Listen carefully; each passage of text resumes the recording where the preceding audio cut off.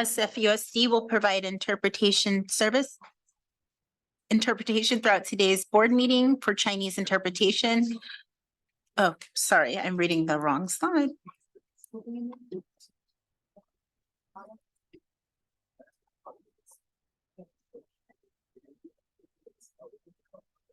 SFUSD will provide closed captioning and American Sign Language ASL interpreter services throughout today's board meeting.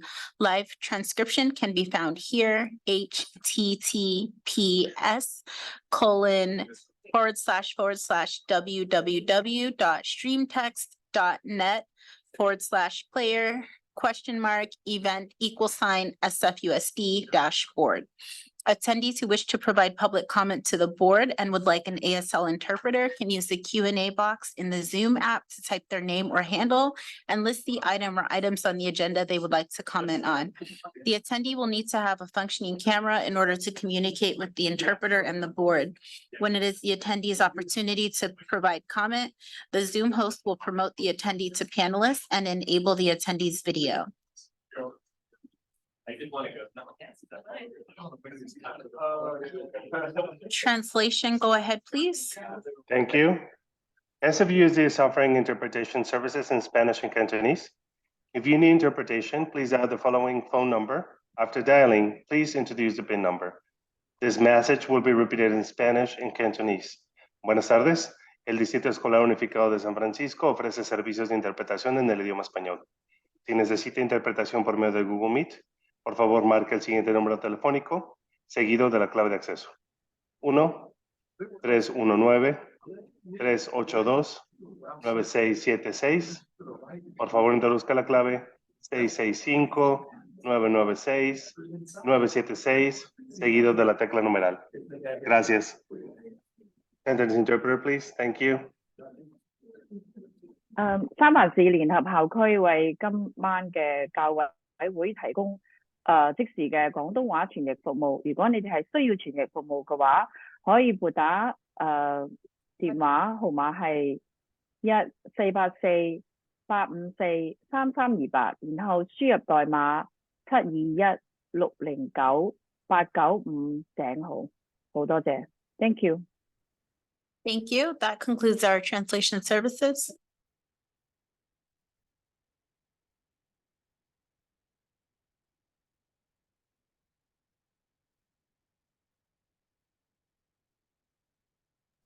Can you make the two sign language interpreters co-hosts, please?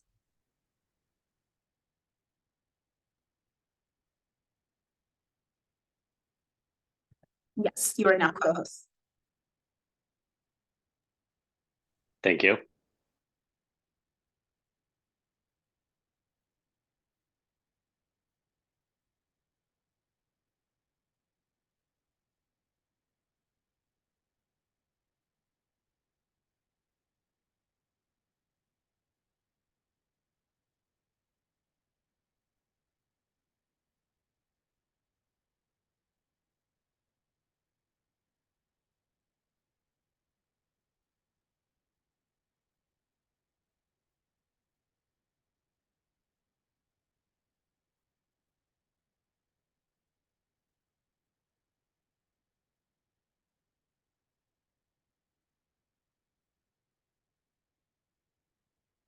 Okay, we will reconvene to open session at 6:31 p.m. And we will start with the readout from closed session and the vote on student expulsion matters. I move approval of stipulated expulsion agreement of one high school student, matter number 2023-2024-02 from the district for the remainder of fall 2023 semester from the date of approval of the expulsion commencing the day following the expulsion order. Can I have a second? Second. Roll call vote, please. Thank you, President Bogus. Commissioner Alexander. Yes. Commissioner Fisher. Yes. Commissioner Lamb. Yes. Commissioner Matomedy. Yes. Commissioner Sanchez. Yes. Vice President Wiseman Ward. Yes. President Bogus. Yes. 7 ayes. Thank you so much. The next item, I move approval of the stipulated expulsion agreement of one high school student, matter number 2023-2024 number 03 from the district for the remainder of the fall 2023 semester. Suspended enforcement of the expulsion for spring 2024 semester. Can I have a second? Second. Roll call vote, please. Commissioner Alexander, Yes. Commissioner Fisher, Yes. Commissioner Lamb, Yes. Commissioner Matomedy, Yes. Commissioner Sanchez, Yes. Vice President Wiseman Ward, Yes. President Bogus. Yes. 7 ayes. Thank you. For the next item, I move approval of the stipulated expulsion agreement of one middle school student. Matter number 2023-2024 number 4 from the district for the remainder of the fall 2023 semester and spring 2024 semester. Can I have a second? Second. Can I have a roll call vote, please, Mr. Steele? Commissioner Alexander, Yes. Commissioner Fisher, Yes. Commissioner Lamb, Yes. Commissioner Matomedy, Yes. Commissioner Sanchez, Yes. Vice President Wiseman Ward, Yes. President Bogus. Yes. 7 ayes. Now we'll continue with the report from closed session. On a vote of 7-0, the board took action to waive a conflict regarding a litigation matter. In one matter of anticipated litigation, the board, by a vote of 7 yeses, gives direction to the general counsel. In one matter of anticipated litigation, the board, by a vote of 6 yeses and one recusal, Commissioner Fisher gives direction to the general counsel.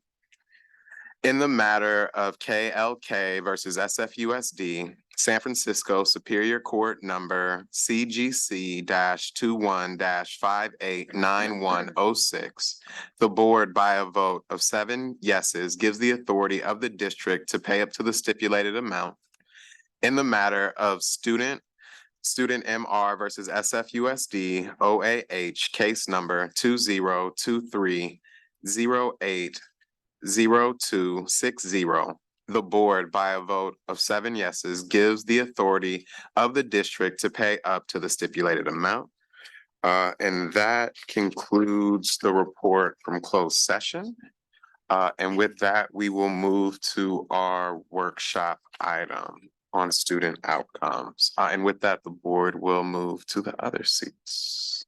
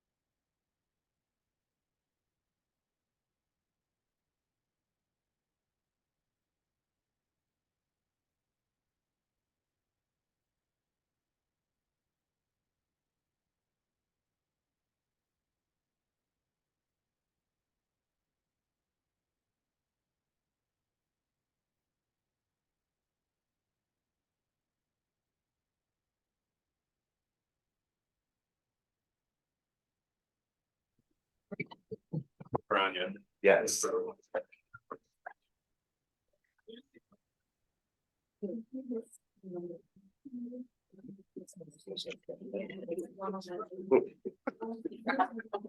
That's why I was saying my back, that's why I was saying my back was hurting. It's like right here. So I think we'll get started in another minute. We'll give the superintendent and the team a few more moments to get ready, and then we'll launch into the presentation.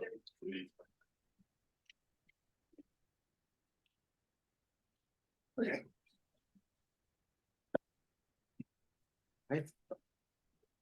Good evening, everyone.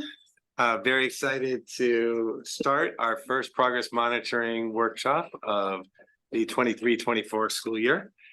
And just want to remind ourselves and our community what we've committed to as a governance team.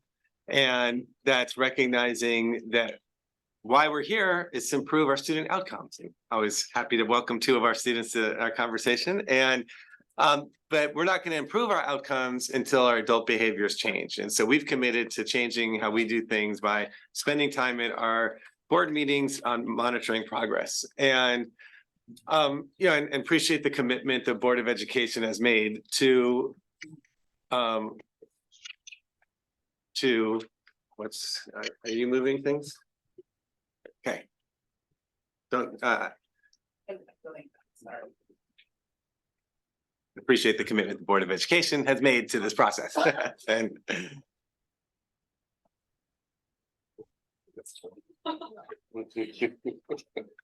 It was just on the TVs. I mean, okay, let me try.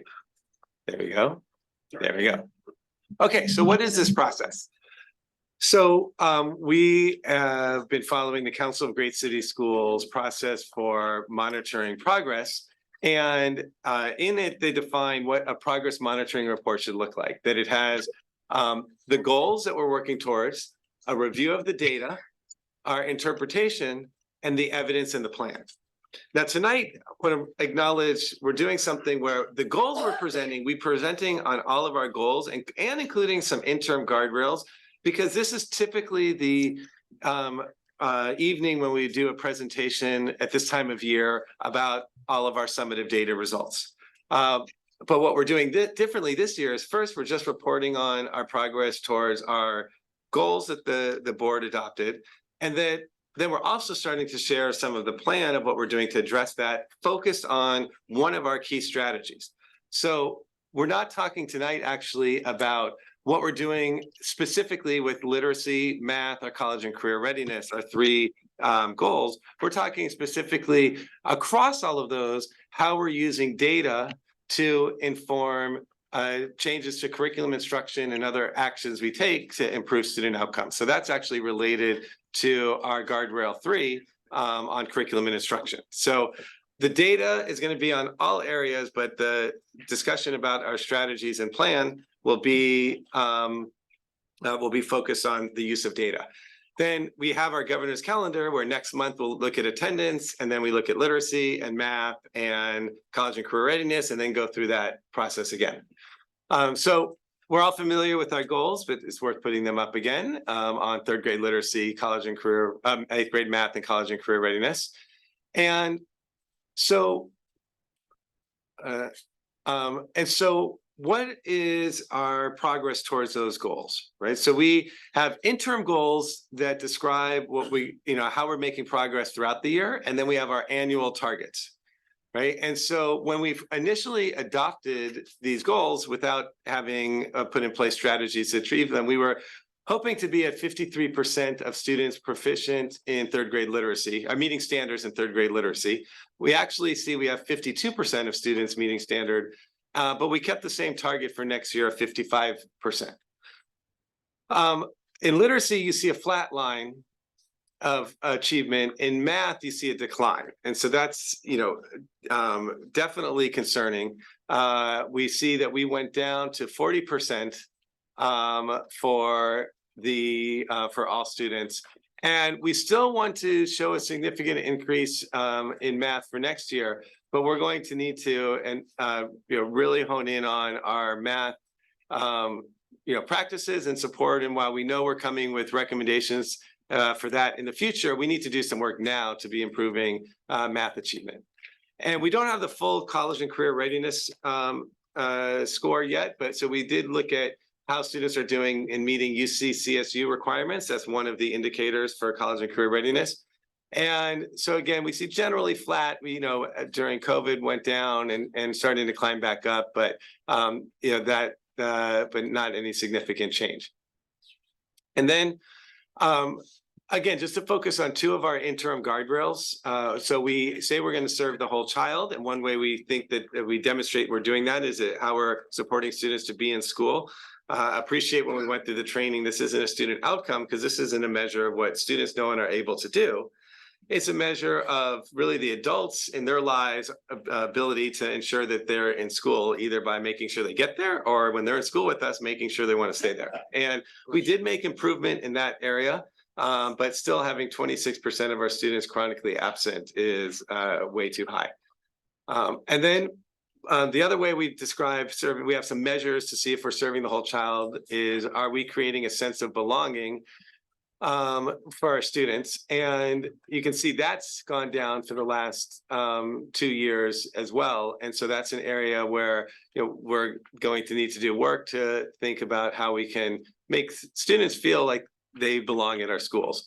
And then I do want to note, all of this data is disaggregated because while our goals are universal, our approach to supporting student outcomes is targeted. And so we have our interim goals are targeted. So it's important to disaggregate the data. And you can see throughout what's challenging. And, I know a status quo that we know has to change is the continued and ongoing gap between some of our most vulnerable populations and how overall we're doing as a district.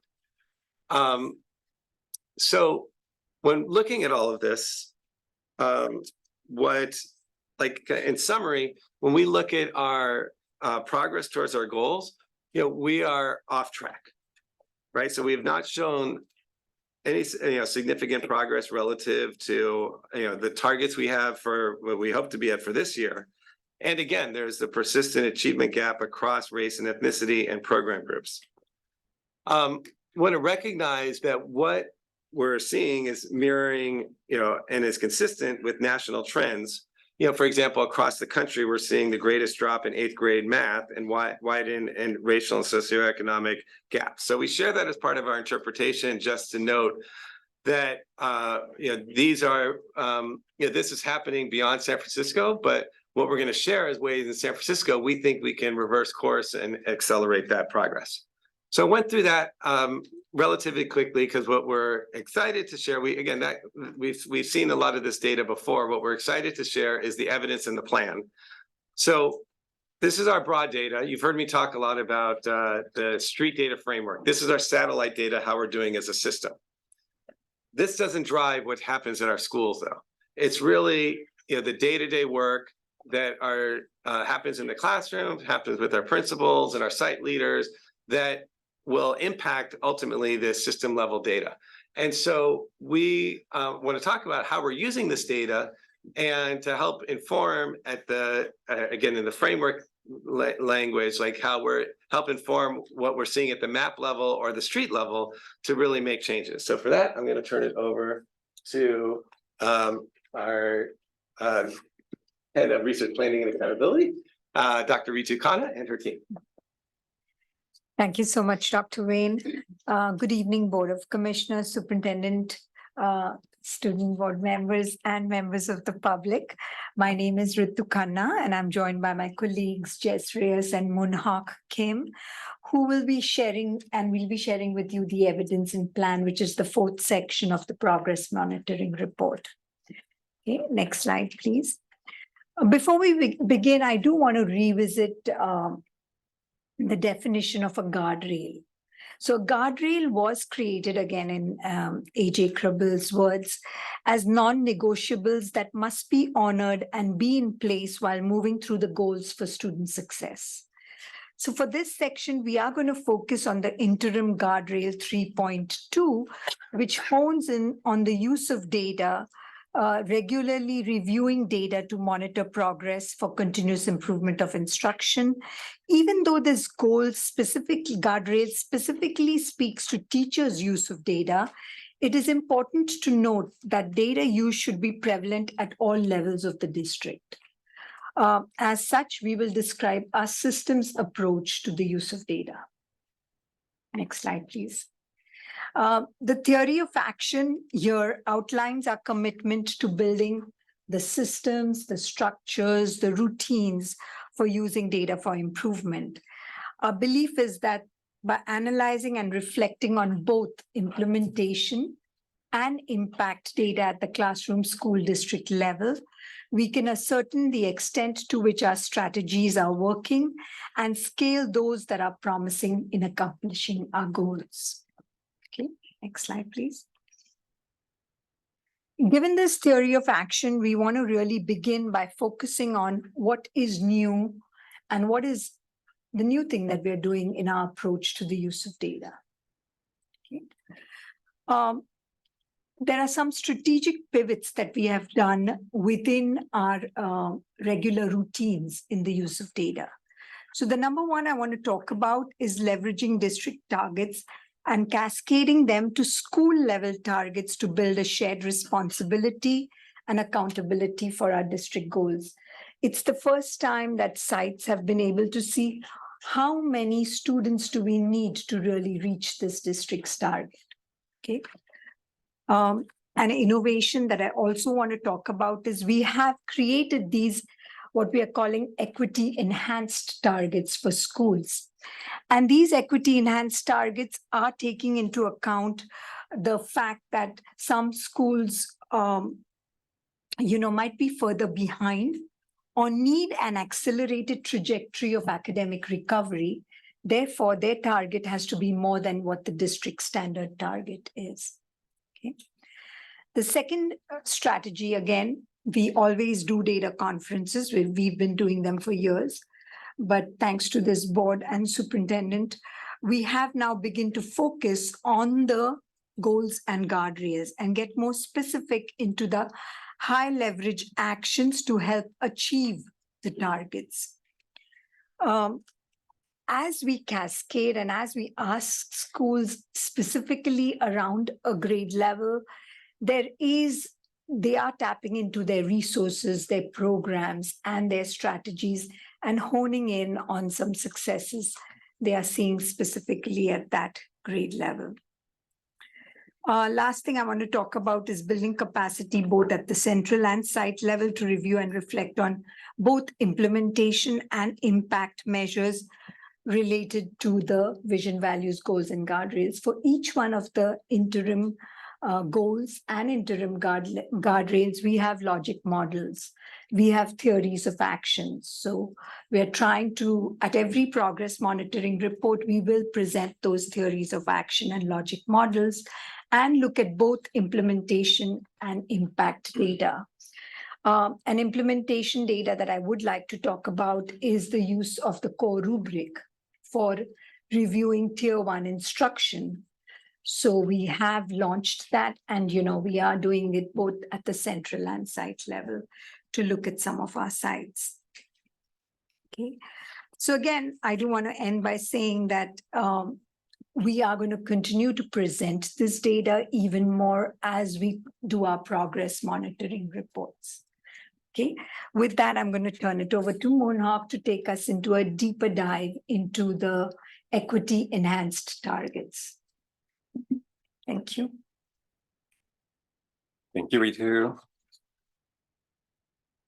Okay, before we get into the actual targets, I want to set a little bit of context. Because it's important to call attention to the fact that our use of data work really builds on the existing and widespread culture and practice of data use, as shown by this survey result. So this is coming out of the QTEA, the Quality Teacher Education Act, sponsored survey from last year, at the end of last year.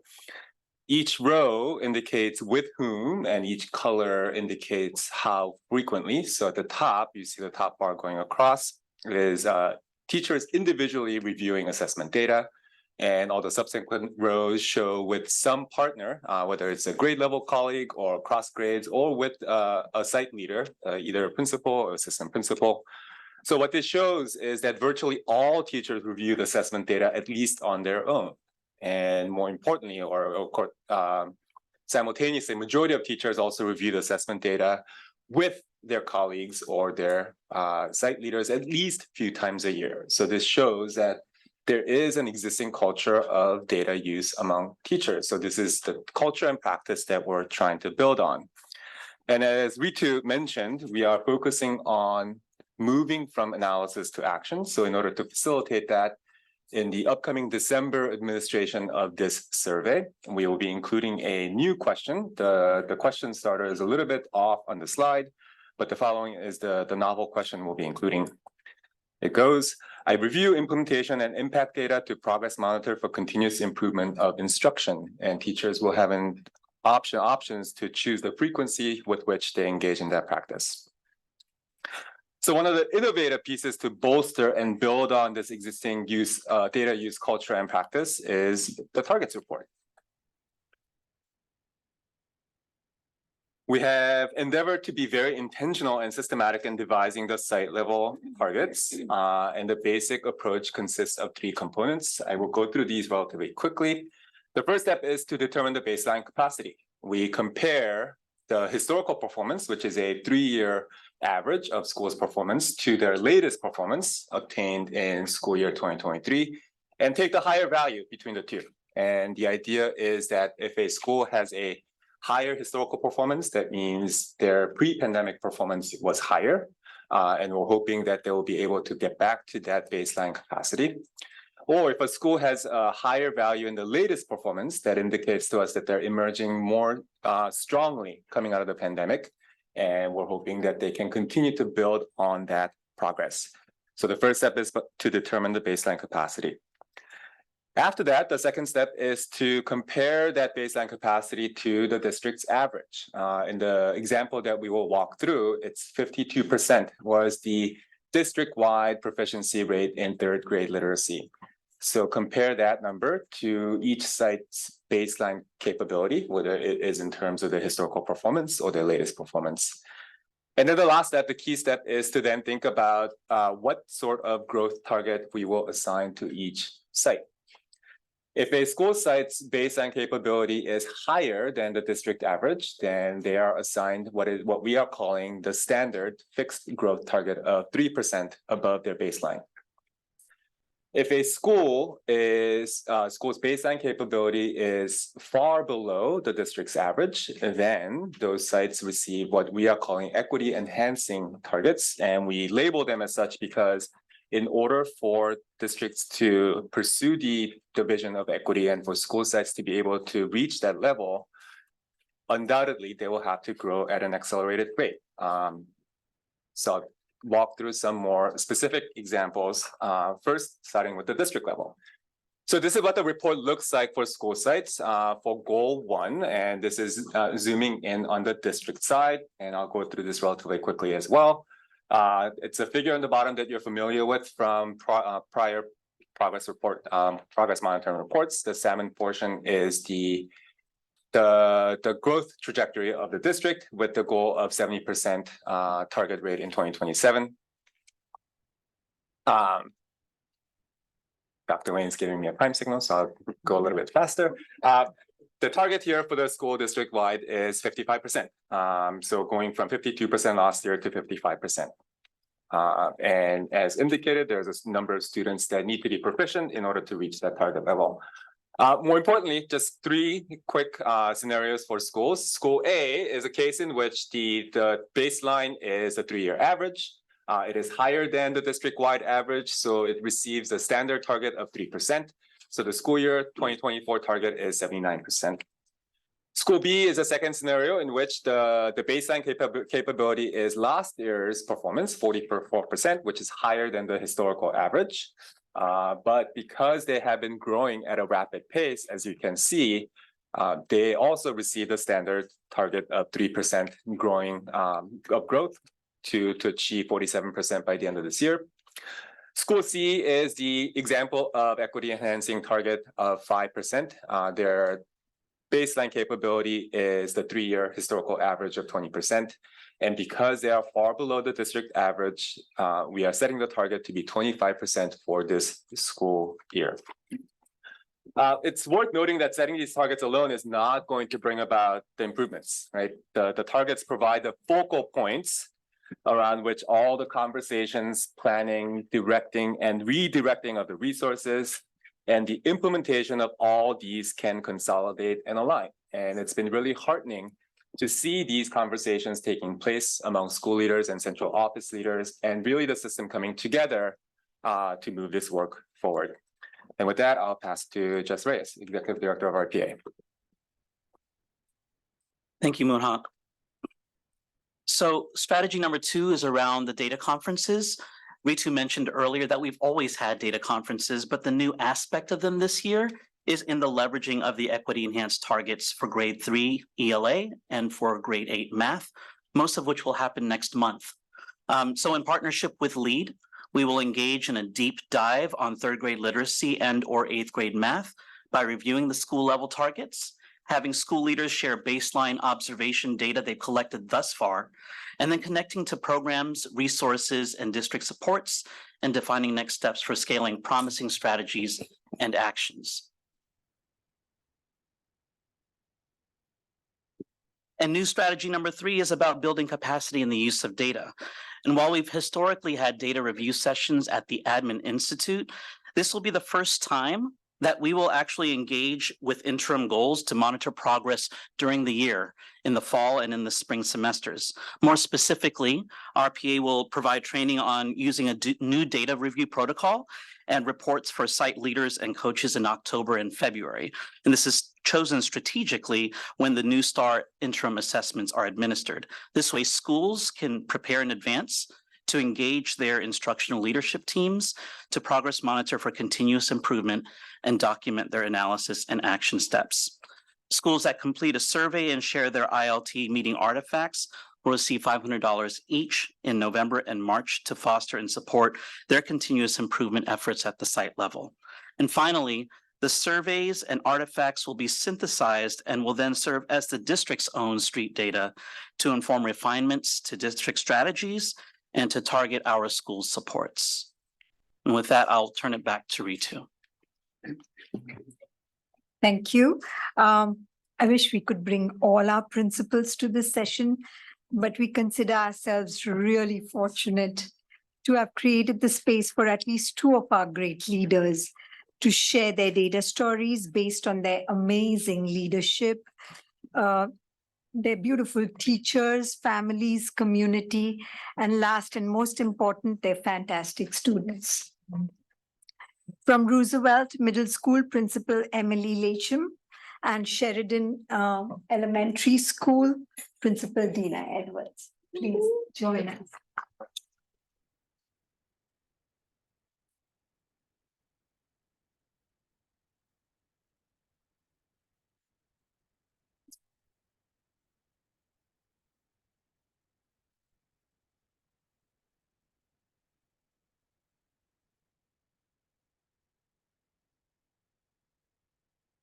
For me? Okay. So good evening, Board President Bogus, commissioners, and student reps. I really appreciate having the opportunity to just celebrate the extraordinary students, staff, and families from Roosevelt. I'm Emily Lacham, like she said, the principal of Roosevelt Middle School. This is my 3rd year at Roosevelt, and my families and staff hear me say it all the time, that I just feel really, really lucky to be at such a special school. I'm really excited to share the growth, success, and systems that we are implementing as a school site. I really believe that our success comes from being a school with shared decision-making. We make decisions through an anti-racist lens, and we provide time for teacher collaboration. So what you see on the slides are our math and ELA data, but we really look at the whole child at Roosevelt. We believe that if a child is seen, heard, and valued, they will take the academic risks that they need to be successful. Our students have shown growth in both math and ELA. I really want to celebrate our special education and our English learners for the amount of growth they made this year, especially in math.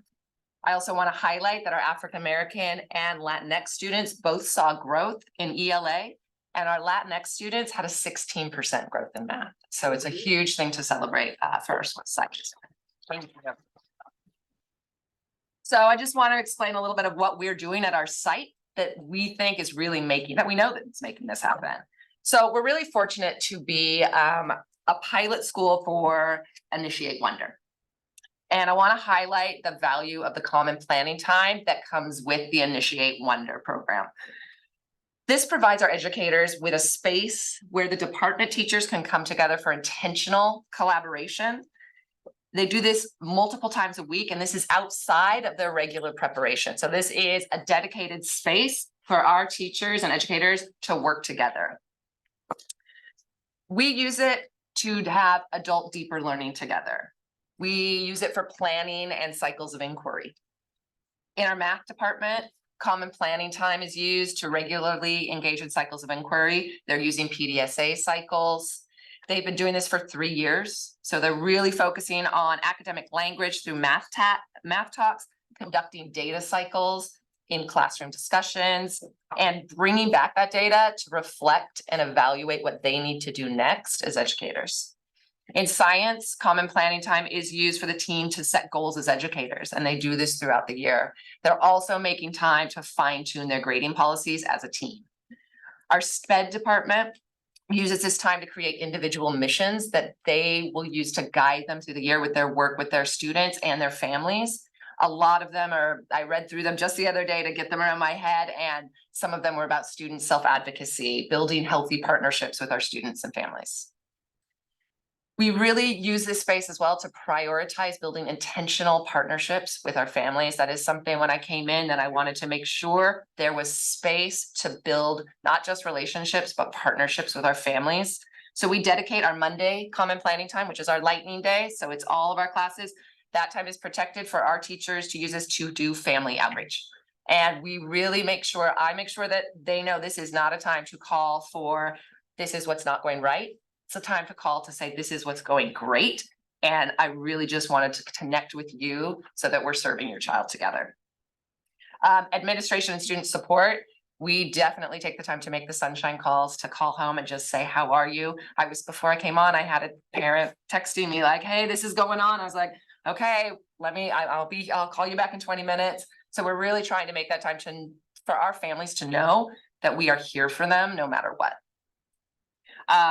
We also really partner closely with our Beacon program. So they are doing a lot of work for our cultural identity nights. They help with our identity-based clubs at the site so that all of our students feel they have a place to go as well as a trusted adult. We're going to continue to include conversations on building relationships with our students and our families, and supporting our students feeling a sense of belonging at Roosevelt is something that is a huge priority for us. And we plan to do this through a lot of data analysis, teacher collaboration, and using the CPT time for adult deeper learning on the importance of building those relationships and how we can build those relationships. So moving into this year, I really want to continue with that adult deeper learning in our common planning time. This year we're starting the year with street data protocols, having our teachers really dive into the data, having them look at the data that really is speaking to them. And we're going to have them share that out with us as a whole staff. And I'm really excited to hear kind of what they went through with that. What we guided them with was analyze those student strengths. Where are the growth points? Where do we as educators need to focus to increase our student agency and our outcomes? My goal this year is to have, by the end of this year, is that every teacher will have a focal student that they will then continue to follow through the years. We want to make sure that we're really watching our students and seeing what's working for them. The vision at our school really includes that all students are heard, valued, and trusted to thrive.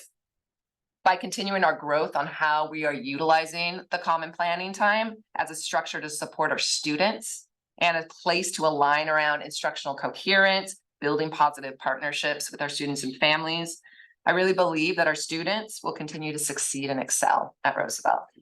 Community at Roosevelt is a really, really strong community.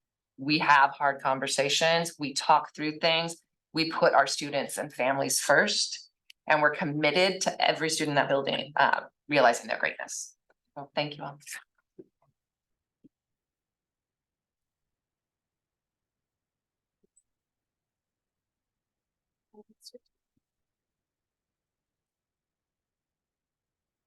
Hello, everyone. My name is Dina Edwards, and I am the principal at Sheridan Elementary School. This is my 15th year as principal of the school, so I've been there for a long time. We have a very dedicated and cohesive staff that considers the whole child in everything that we do. And I have an amazing team of paras, teachers, social worker, nurse, secretary, sped team, custodian, lunch lady. Every person at that school is truly there for the child.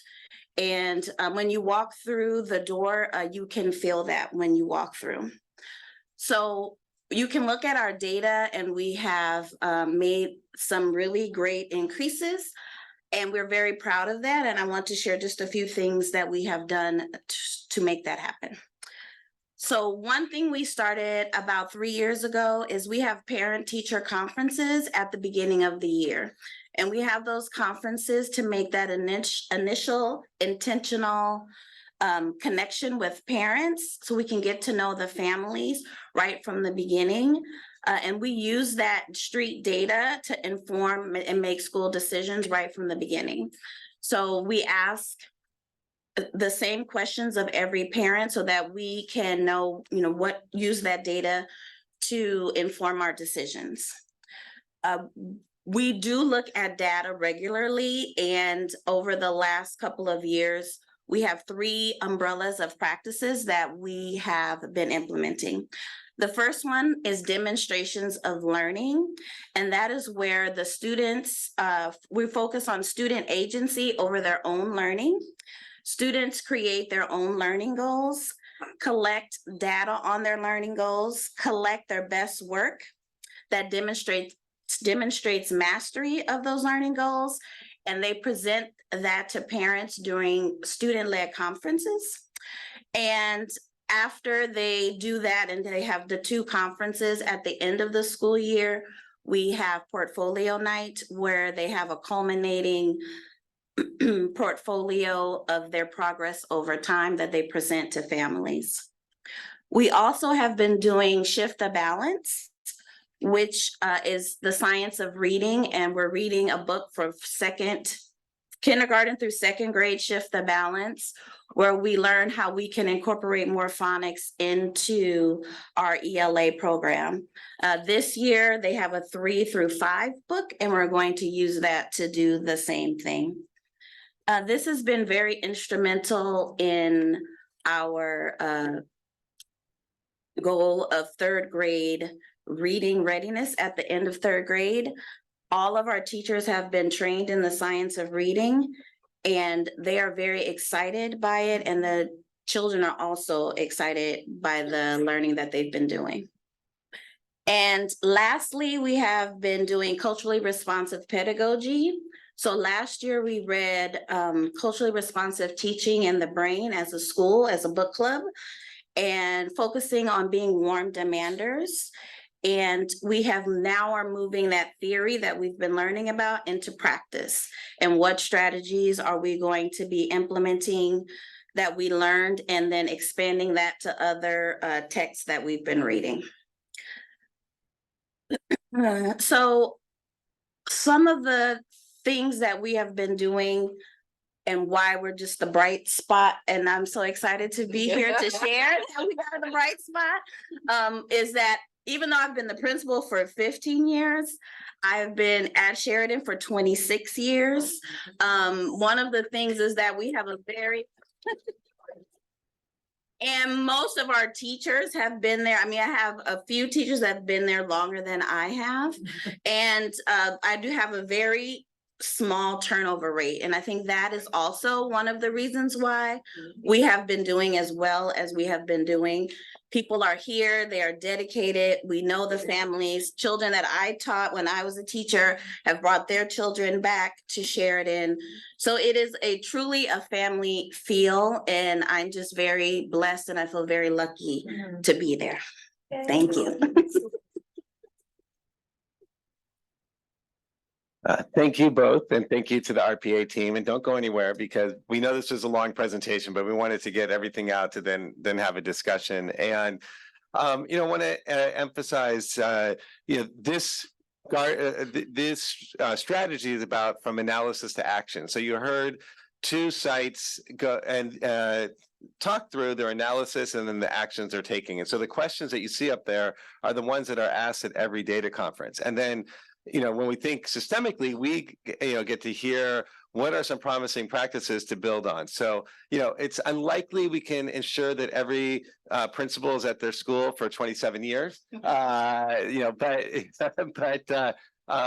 in terms of our focus on foundational skills, that's what we're doing as a district with our district-wide professional development, and we see a school that went further faster, what the results have been, and that's something that's really encouraging to see. Or we have more schools now that have adopted the Initiate Wonder schedule, but we have a model of how that time could be used for collaboration and to really get to know our middle school students and be able to meet their needs. So with that, again, a lot of information, but thank you both for being here, and thanks to the team, and we'll turn it over to the board for our discussion. So for commissioners, what we'll do is we'll get a stack and we'll give folks 2 to 3 minutes for comments, and we'll ask folks to refrain from follow-up questions immediately so we can get all voices in. We'll create space if our student delegates want to go first. If not, we can kind of see who else on the board is ready to ask questions. We'll actually start with our vice president and kind of go around from there. Okay, unless students are. No, I think we're ready for you, yeah.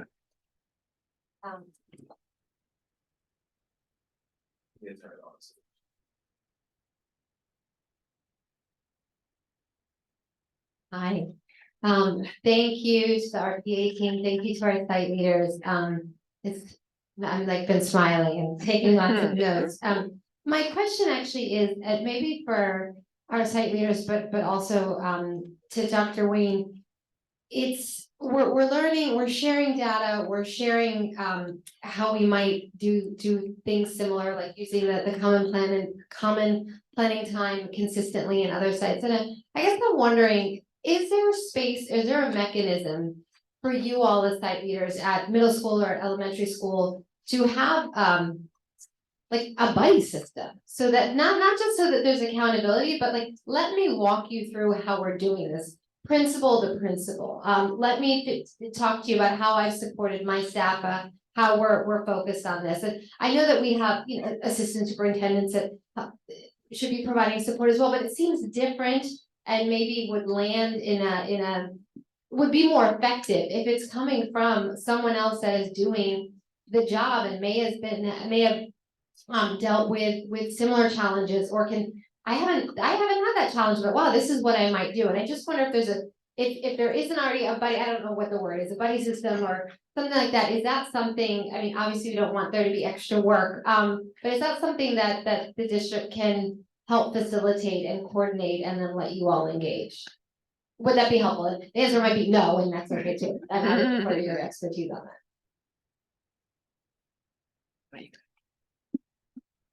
So during our principals meetings, we do have time where we sit and talk together and have that time to discuss any issues or what we're doing at different school sites. So we already have that built into our principals meetings for our cohort. I'm in cohort 5.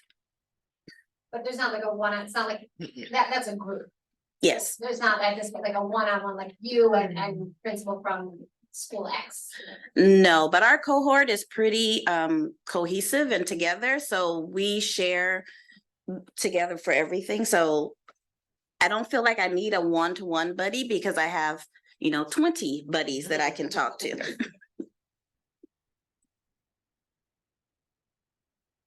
Thank you. And I know at middle school, we did start doing it. We had a retreat this summer and really started talking about like, what does CPT look like, and really starting to have those conversations. And we do have a small cohort. So it is, I think, a really good space to be able to have those conversations. And I forgot to do something. I forgot to shout out Mr. Davis Sagao, who is no longer sitting there because he's one of our student support people at Roosevelt. So I had to make sure I gave him a shout out.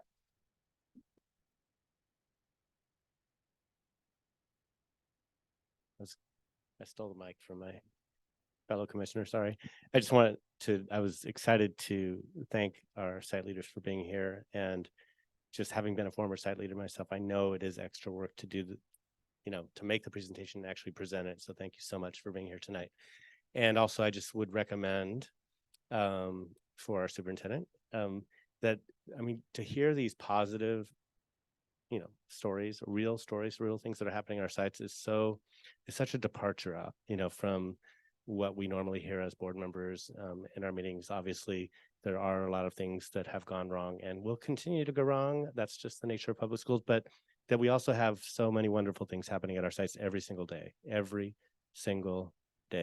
And you're witness to it, and you know that it's not perfect, and you know that there are things that you have to fix at all times as site leaders and work, but that we have wonderful things happening in our sites. And I'd love for us to spend more time concentrating on those. And to your point, Vice President Westman-Ward, the ability or having the space and time for site leaders to share with each other their successes and their struggles is really important work that needs to be done on an ongoing basis, because if we don't do that, we operate in silos and we don't share the best practices that can be replicated in other sites. And I do have a question though. And our slides, at least the handout's not paginated, but the summer 2023 QTA survey, there was 66% of the teachers responded. I don't know if that's a higher or low number percentage. Maybe you can, that's okay. So it does seem like a high number. So a lot of motivated folks wanting to get their 1,673 Exactly. teachers.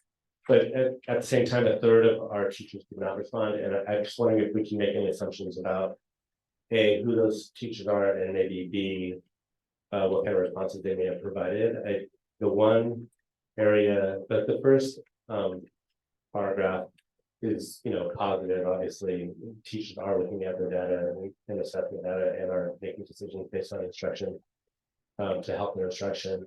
But then when you get down to having a principal or AP, it's quite a low percentage of teachers that are have taken that opportunity or even given the opportunity to have that conversation. So I wonder if leadership can provide any answers around that.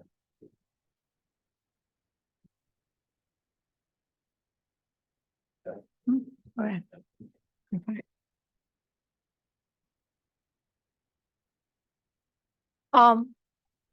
At this point, it's again, we want to keep moving from not just the assessment of, looking at the assessment results or looking at data, whether it's street data, interim data, summative data. It's more, how do we then move from analyzing to acting? And that's what we are really in the process of moving. I think it's the structures that they were talking about. How many structures do we really have in place to allow this use of data, or this conversation around data? It could be just few times a year. That's the reason when you look at the results, you will see that when we asked about, do you review it within your grade level? The percentage was more. Across grade level, it became a little lower. And then with the principal, it became even lower. So my connection is more to the structures that we have in place and the opportunities. Yeah. And just to add, though, I think what I was going to say is we're in those structures trying to create opportunities for where you see the cross grade level discussions. And so last week we had our first district aligned PD session. So it's Wednesdays, kids are out early on Wednesdays, right? So that's at every school. But then we to support our, like at elementary level, to support our literacy goal, we had provided materials for schools to do around focusing on the standards and the essential content. So with Miss Rice Mitchell and Dr. Aguilera Fort, we were at Chavez observing their session, which was really great to see. And so they were actually analyzing the standards, but you had the first and second grade team together, the third and fourth grade team together, so they could start seeing like the standards below their grade level, or where they are above their grade level, right? So it is leveraging those structures to then create opportunities to talk not just within the grade level, but across what are we expecting from our students. Thank you very much to our school leaders for being here. I echo what Commissioner Sanchez said. It's so nice to hear the bright spots. And Mr. Kim, thank you for pointing out that while we're identifying targets, that doesn't in and of itself lead to improved outcome, and we've got some work to do around resource allocation in that area as well. So it was really exciting to hear the bright spots, both from Roosevelt and Sheridan. And my kids are now in high school. So, I've seen like common planning time when my now senior was at Everett, that was happening at Everett too. And when 75% of our students with disabilities actually sit in gen ed class, but don't necessarily have time with their case manager, that common planning time can be so key to making sure that the differentiation and the individualization is happening there. So I'm so excited to actually see that tie to an increase in data. So yay. Self-advocacy for students with disabilities. Oh my gosh. Only about a third of kids who qualify for disability services in college actually go into the disability services office and ask for those accommodations. So making sure that our kids understand how to advocate is so key. So thank you. And family outreach from a positive frame. There have been schools where me as a parent, I've seen that phone number and been like, uh-oh, what are they calling about now? So to hear it framed from a positive, I mean, when we talk about sense of belonging, that's step number one. So thank you so much. And Ms. Edwards, of course, I'm going to toot your horn a little bit, because one of the things that you didn't talk about was just what an anchor you are to the community. How connected you are to the Lakeview, the OMI. And I think you're not giving yourself anywhere near enough credit for being the glue that holds the community and the resources you bring into the school. Like, you were the definition of community schools before we had community schools. So thank you for all the work you've been doing for so long. I'm a little biased. Sheridan is my neighborhood school, and I love hearing you talk about structured literacy. I was actually in Miss Makovich's classroom today, one of our kindergarten teachers, and I know that they have structured literacy, you and your team, because of the work of the teachers to write grants, to put themselves through training over the summer. This was self-built. This isn't resources brought to Sheridan by the district. This was the need determined by the community, went out and figured out how to do it. And the kindergarten team in first grade teachers said, hey, what did you do? What's going on here? And then they went and learned. And then the next grade level went and learned. And so that's been a real success story. So I think, and we've got other schools that have worked with Ms. Hammonds to do culturally responsive teaching in the brain, and that warmed, everything you talked about. So I think the reason I bring all this up, and there is a point to my circumlocution, we have so many bright spots, to Commissioner Sanchez's point. I think for me, my big question as a district is, how do we systematize all of this? How do we provide the consistency in support? And how do we take these bright spots one by one through, and granted, we're talking about 120 plus schools, right? So it's no easy feat, but how are we taking this and making sure, and to your point as well, Commissioner Weissman Ward, learning from each other. But I think us as a leadership team, how are we providing, what are we doing to systematize? And I think I will stop there.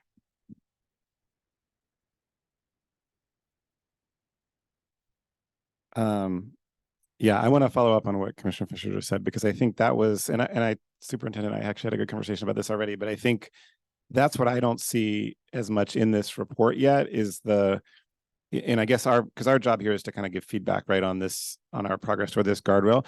And the guardrail says teachers will review implementation impact data to progress monitor for continuous improvement, right? So the focus is on teachers. It's not central office, it's not other people, it's not even principals, it's teachers, which I think is the correct goal. And so then the question becomes, as a system, how are we ensuring that that's occurring? And I think what we're seeing is some brilliant bright spots. And I think that story that you just told is really relevant, because I think that's been the history of SFUSD, where individual schools with incredible leaders like Ms. Edwards do amazing work. And then, but the system in the past has actually sort of ignored them and they had to fly under the radar. I think that's changing, right? I think now clearly it's changing. Here's evidence that it's changing, but I don't see a strategy yet that we have to then, how do we spread those things, right? And I mean, just to be real, like I don't, like when I look at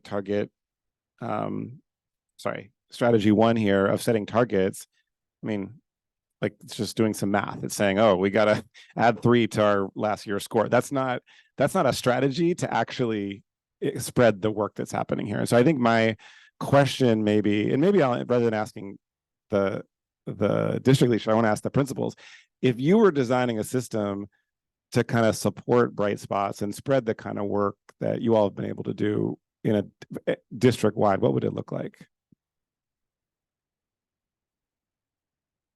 And if it's okay if you don't have an answer to that, but I want to open the space if you have thoughts on that question. I think I look at the work we're doing at Roosevelt and really starting with the teachers and having their voices be the center of what that would look like. Cause I agree. I think it's really smart. But making sure that teachers are part of that and leading that conversation of what's going to work for them and work, because that's going to build and build and build. So for me, I think that's where it needs to start. I agree, because as much as, Alita's saying about my leadership would not be what it is if I didn't have a group of wonderful people and staff. So I feel like that is where it should start with them and then move up from there.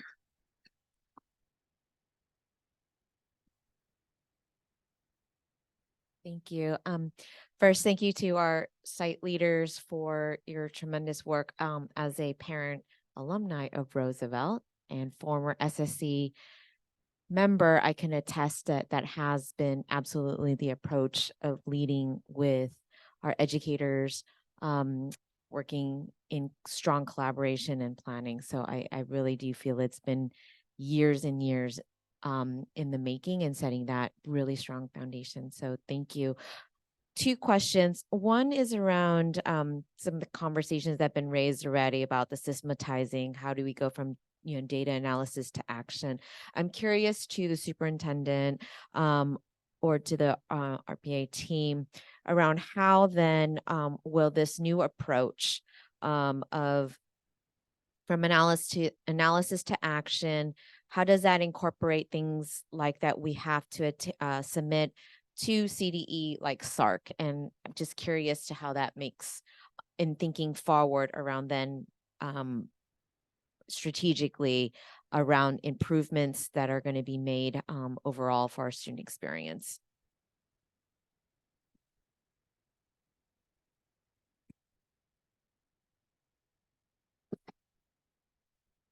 I definitely want to, highlight that one is data analysis to action is something that we discuss pretty extensively in our data conferences. And, we've got at least 52 data conferences that we've scheduled or have finished. So that's a lot of schools. And these conferences are one-on-one, where we are discussing these strategies. So that's one. We learn from principals like them, and then, we are able to even guide and suggest this to other principals as well. That's one strategy, I would say. 2, we also have a lot of programs, such as call out the pitch initiative, where we do have presentations by principals and them sharing the same kind of, bright spots. So I do want to even highlight that.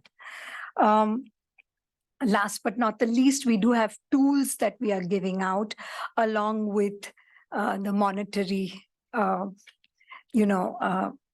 payment to schools to say that we call it the IDEA protocol, where with every intention, we say describe the data. Data can be from the street, map, or assessment data. Then we say the E stands for explain the data, but A stands for how do you act on the data.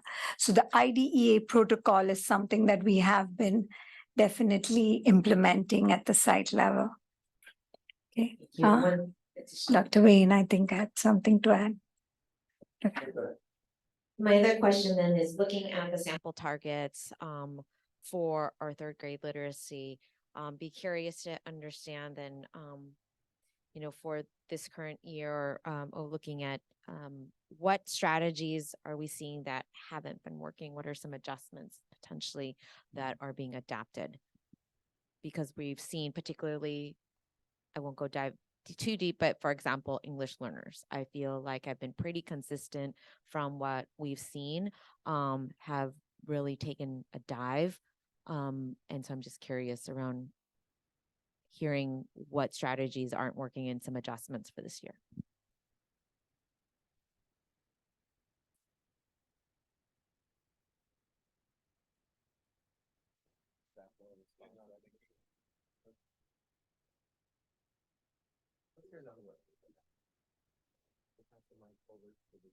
Delegate, and then.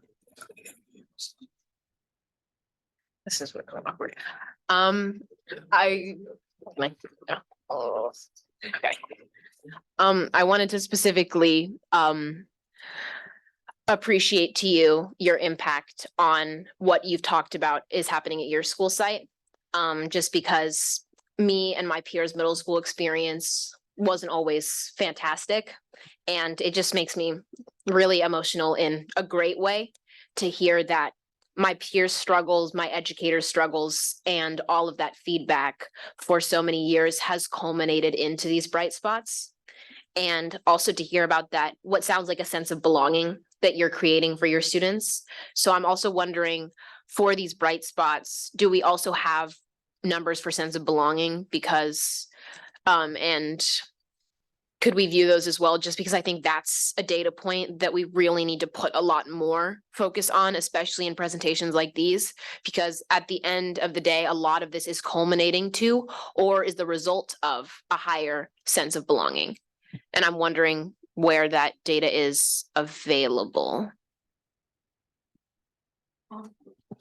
In the slides, we did point out sense of belonging, but the data is available at the site level. The sense of belonging rates are given for the last 5 years. And then also I heard Commissioner's comments on systematizing, and I think that there are a lot of elements that can be systematized. But I think what I'm hearing, and also what I've noticed in my own educational experience, is that when teachers are given the infrastructure required to have the space and the time to get feedback from their individual students and from students specifically at their school site and survey those students for what they specifically need, that is when they're able to make a lot of change, specifically within grade level amongst all educators. And I think that there should be a focus on that as well, because if we're going to talk about equity, we have to talk about each individual school site and each individual classroom. Thank you. I also want to thank all of you for all of the initiatives that have contributed to making the student more belonging at school, like the Beacon Center and having cultural clubs. We actually have that at Washington High School, and I've seen the impact that it's had on like student government and making like cultural fairs and all of these fun activities that weren't existing at our school prior to that. And I see that contributing to multiple grade levels, like in middle school and elementary schools. And then also like the book club system, picking a book and sharing with the staff and reflecting. That's also something I've seen is really effective. And then we're such a diverse school district with like a plethora of identities. And I think it's so important that you guys have communication with all these families, because without this communication, people might feel kind of locked out, and we don't have that support. And that really reflects with the chronic absentee rates and all the data that has improved. So I just want to congratulate you guys.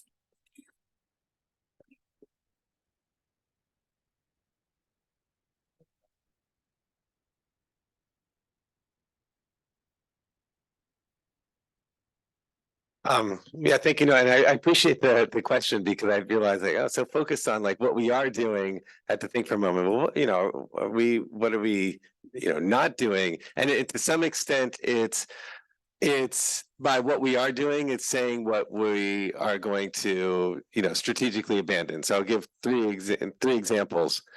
So one is just even around the use of assessment, right? We had a lot of conversation around this last year.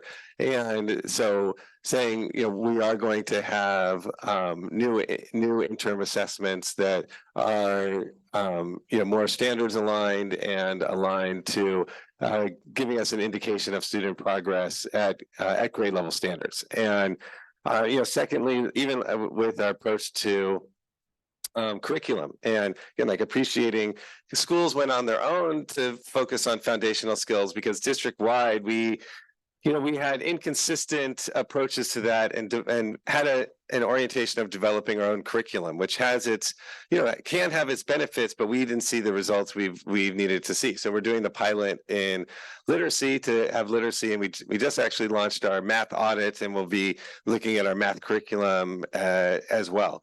And then and then I think what I guess is it's kind of focusing on what we have done is in terms of when we're talking about the systemic approaches, with so many schools have their own unique needs, but we need to be clear on like, what do we want to see consistent district wide? And so basically saying you can't have the only time where we say that is like one PD at the beginning of the year. That's why we've had these monthly interactions that we're starting with school sites. So I guess it's subtraction by addition. Somebody call my answer. I don't know.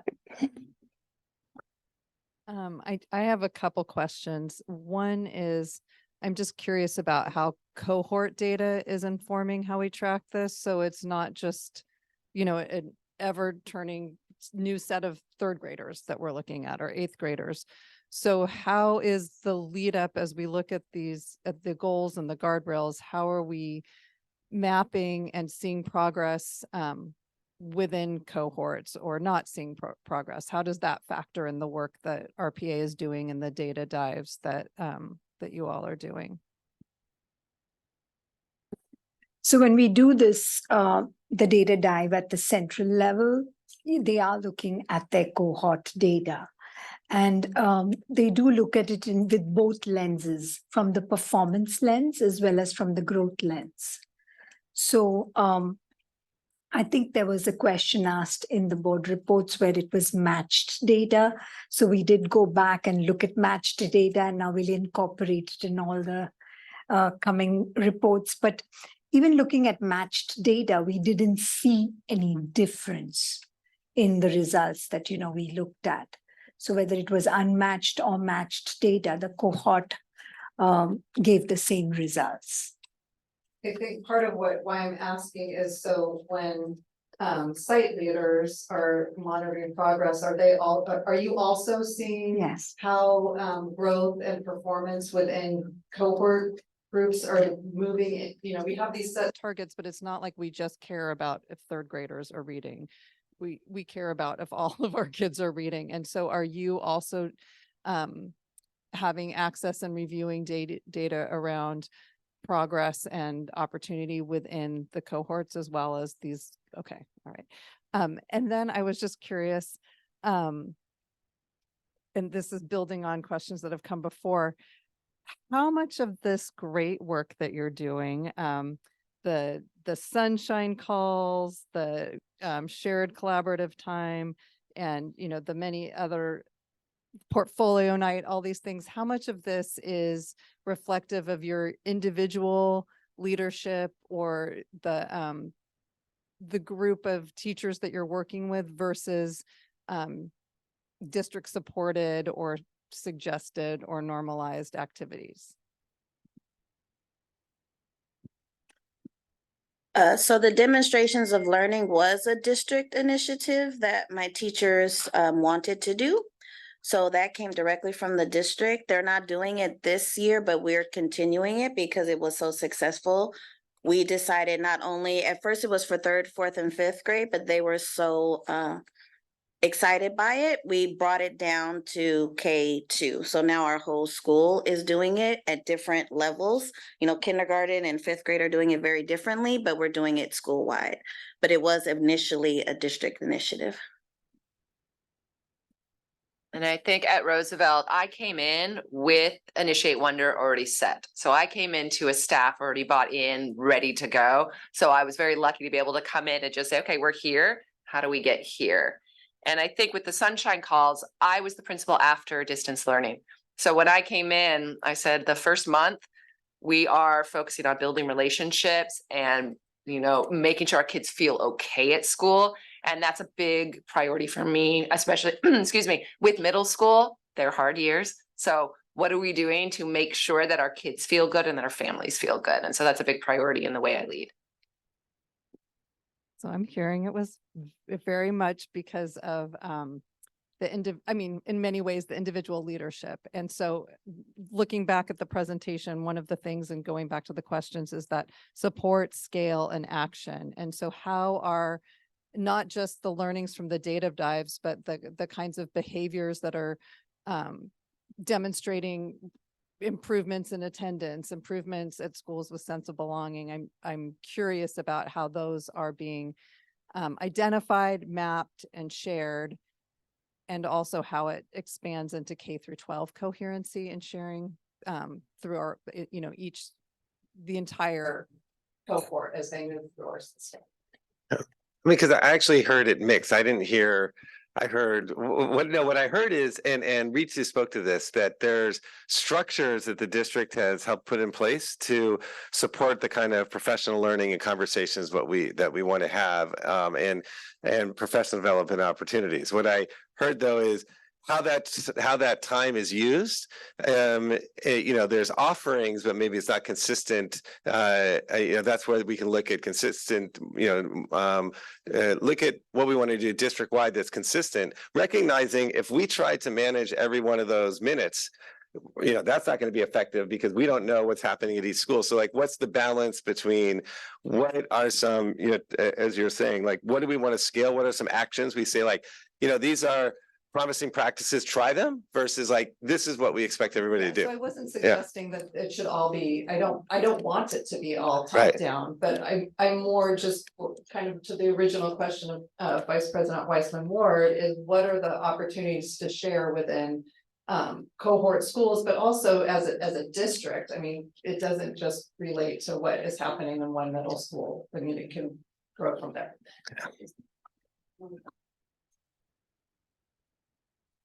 Thank you. So what we're gonna do, I'm gonna offer up my question, and then I think we maybe will transition if there aren't additional questions from commissioners, or we can dive deeper if that is what is the desire. I think the thing that I'm curious about is what kind of analysis have we done on kind of where we're at in relationship to the projected targets versus the actuals, and if there was any analysis or anything learned from that. I think what I'm slightly concerned about, I think everything within the approach feels right. I guess, how are we gauging sites' individual capacity to meet the goals that they have, given the constraints they have around staffing or facilities or other things of that nature? And kind of what do those conversations look like when you are meeting with the site, having the conversation about data, and they don't necessarily feel confident that they can fully reach those goals? And how are we addressing that to essentially support them to be successful versus failing to reach the goals? I mean, I think this is you're seeing our theory of action kind of at the beginning of the process. So, I know in the cohorts, meaning like, like they said, they have their cohort meetings and then they work with their executive director. So we now have these targets and these equity enhanced targets. And so then I think the question you're asking and is, okay, during the year as we're, implementing these new interim assessments and seeing our progress, like what opportunities are there for the schools to, change their action or reflect on their progress and get feedback on it and shift. And I think it's going to be through those cohort meetings and through then the interactions with the, with the lead team as they're working on with the school leaders on our progress towards our goals. So then I guess for clarity, in those types of situations, is your expectation that the site will receive all the additional supports and resources they need so that they're confident that they can reach the goal, or are the goals going to be adjusted to the constraints of the site and balance proportionally to what they're capable to do? Because I guess what I'm concerned about is I feel that for a long time in the district, there has been a consistent practice of setting goals. And as conditions change and people don't have access to the resources to be successful, the goals don't change. People don't reach the goals, and then people don't talk about them because there's all these concerning factors. And I guess just making sure that as we go through this process and we're having these conversations, we have confidence that we will hit the goals and confidence that we're able to identify issues before we reach the final goal completion date so that we can support folks to be successful. And I guess I'm just curious how we're thinking about that approach. And maybe that's a conversation for another time that we can come back to. But I feel like for me, I just want to make sure that we aren't creating false expectations, that we aren't fully supporting and resourcing at the school site level, because I feel like we've had some issues with that in the past, and our students and families and staff have suffered from burnout and overcommitment. I just really want to make sure we don't fall down those habits again. Yeah, I appreciate that. And as we're still relatively new to this process, I think where I feel more confident until we see the results, but I feel like we set some interim goals that we're working really hard to meet, and those are, we're going to see progress of those in a few months. Where I get concerned is if I'll even go back to it, like when you look at our annual targets, right? This is where if you go back to actually this one. Yeah. Right. We have for next year 10% growth to be on track in math. That's going to be really difficult to achieve. And so I want to look at, so I appreciate, I think what you're saying here is I think this is the spirit of the process. There's spaces, we're doing the interim goals and aligning our resources to support them. If we're seeing there's room to say if we're off target, like, okay, so what are we going to do about that, including looking at the goal, our trajectory, and how will we adjust our trajectory if necessary? But I hear the first question we should really be answering is how are we making sure we've done everything possible with our, the resources we have to ensure we're on target. But again, in summary, interim goals, feel more confident, and we'll see where they go. When we get to the annual progress, I think we'll see the conversation we have next year. Okay, we'll go to additional round of comments. We'll start with our student delegates, and then we'll give folks another round and see where we land on the conversation before we start our next presentation. I was just interested in how we look at progress outside of one specific school site. For example, a student who goes to a school or a set of schools that has a certain, like a sense of belonging percentage above or below a certain rate, and how that prepares them for example, if they went to an elementary school with those statistics, and then how that prepares them for 8th grade math. And then how their middle school site and even their elementary school site prepares them for college readiness, and whether those school sites have access to that data, or whether that data that consistently follows children from specific school sites or a specific set of school sites, whether that data exists following them. Thank you for the question. It does. They can see the trajectory of progress through the school years. The highest correlation that we have seen with academic data is actually around attendance. Where we've seen that For students who have an attendance of 90% or more, you can see within that group, the proficiency rates are much higher than 52. They're like almost at 70%. And for the group which has 80% or less attendance, that group, the proficiency rates are as low as 17%. So, you can see the difference, right? So the highest correlate we have seen is around attendance. With regards to all the social emotional measures, especially since the pandemic, there are schools that actually even monitor it throughout the year. So, they have the ability within our system to create some smaller social emotional measures or questions and give like a quick survey and analyze the results even mid-year, not waiting till the end of year to know how the progress goes. Thank you. Thank you. Can we go to the slide with the school A, B, and C on it? Because I wanted to come back actually to your point around resource allocation. Because my concern, and as I said earlier, I really don't think strategy one is a strategy of just publishing targets, but to the extent that this is happening, my concern, no, the next, yeah.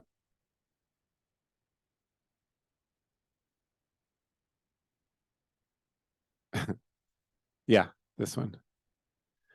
And C, one more there. Thank you. So my concern with this is that, I mean, it makes sense, right? I mean, in terms of targets, I think it makes perfect sense. But to me, the concern is if this is not matched to resource allocations, this is telling school C, which is already the one that's struggling the most, or let's put it differently. I don't like the language baseline capability because it makes it sound like the schools or the students aren't capable. I think they're all very capable, but the students may have higher needs, more challenges. So now we're saying to school C, you have to make more growth, but if it's not tied to more resources or in a strategy, like that all that's good, that's a recipe for burnout for the educators and cynicism. So that's my concern is if we're going to set targets for schools in particular, I think we need to, I mean, I guess let me try to frame it as a question. Like how is this linked to resource allocation? I guess I'm assuming there's some thinking around that, but I think we need to talk about it together. Okay, I'm going to start first by, I do take offense. This is baseline capability of the school. It has nothing to do with students. So I want to make sure I make that clear. In terms of baseline capability, it was before the pandemic, that was what the school had produced as an average. And so that's what we want to say, that yes, the school is capable of that. That's the reason we call it baseline capability. But I think it's an excellent question that both you and President Bogus has put into our minds. We are going to be doing one-on-one data conferences with each and every equity enhanced target school. And we will make sure to ask them that question that you just posed. What we are asking them right now is what programs, resources at your site can you use to reach these targets? But we will ask them about how realistic are these targets, or how realistic is it that these resources match the targets? Well, and then just see, because these are real schools, right? And so we have our we do have different allocations though for schools with different needs. But I'm not sure how aligned that is if we've actually aligned that to the target. So I can likely, I don't know what schools is school C, but I can likely say, school C is getting some additional resources. But this is part of that whole shift of having a resource alignment towards our goals. Yeah. We'll go to Commissioner Lamb next. So I just wanted to follow up, for my question is then, I think we've been talking around it, is to be able to understand then what are the strategies that are delivering that growth or meeting the goal. Because I think we've had resources allocations to sites, either be through MTSS, local control funding formula. And I think it's really about the strategy that at least at the board level and the governance team level, we are needing to continue to monitor. And this is part of the crux of the monitoring piece, is what are the strategies that are working, turning that to continue action, and then the scaling and the supports. So I just wanted to tie that back.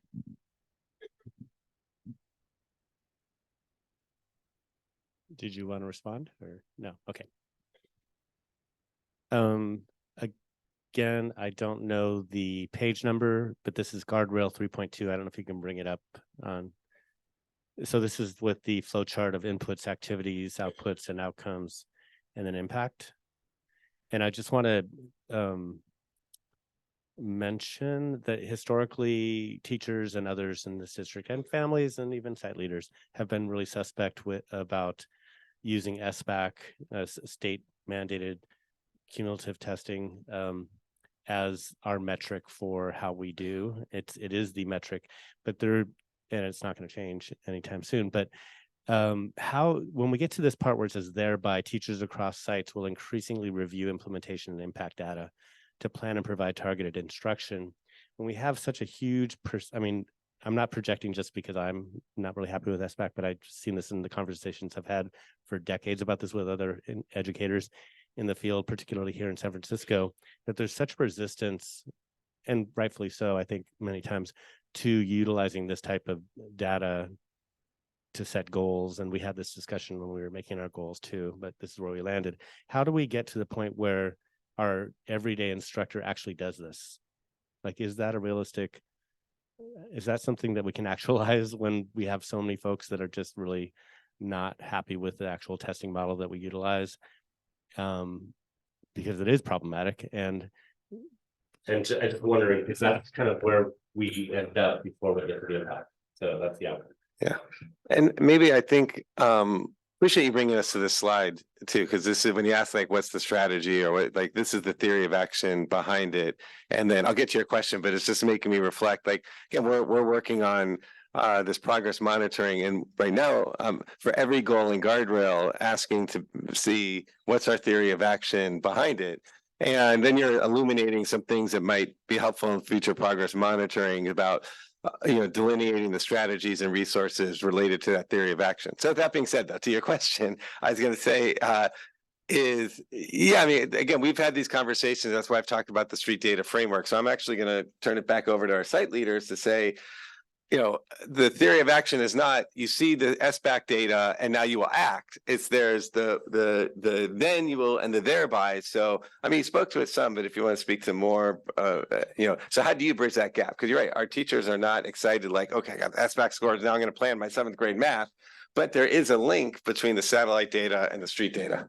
So what we're doing, and this is something we are starting this year, is we put together, so me and I have a part-time IRF, put together a lot of the data. So we put SBAC, we also put sense of belonging, we put culture and climate data we did last year. We put in a lot, and we said, choose 2 or 3 that you want to look at that are interesting to you, because we felt that that would be a way for our educators to really engage more deeply in the data. This is the first time we're doing it, so we're going to see how it turns out when we have our staff meeting, but it's something we're going to continue to do, because I think I agree, like we can't just have that one piece. It's like, we've got to have so many different. And so this year we're going to really try and get more of the empathy interviews, get more street data at our site to hear directly from our students. Cause I was really hearing the student representatives talking about that, of like, where can we get that authentic voice of what that experience is, both academically and social emotionally. And we also have empathy interviews and other data besides the SBAC. We do look at the SBAC, but then we look at other data, street data, empathy interviews with students.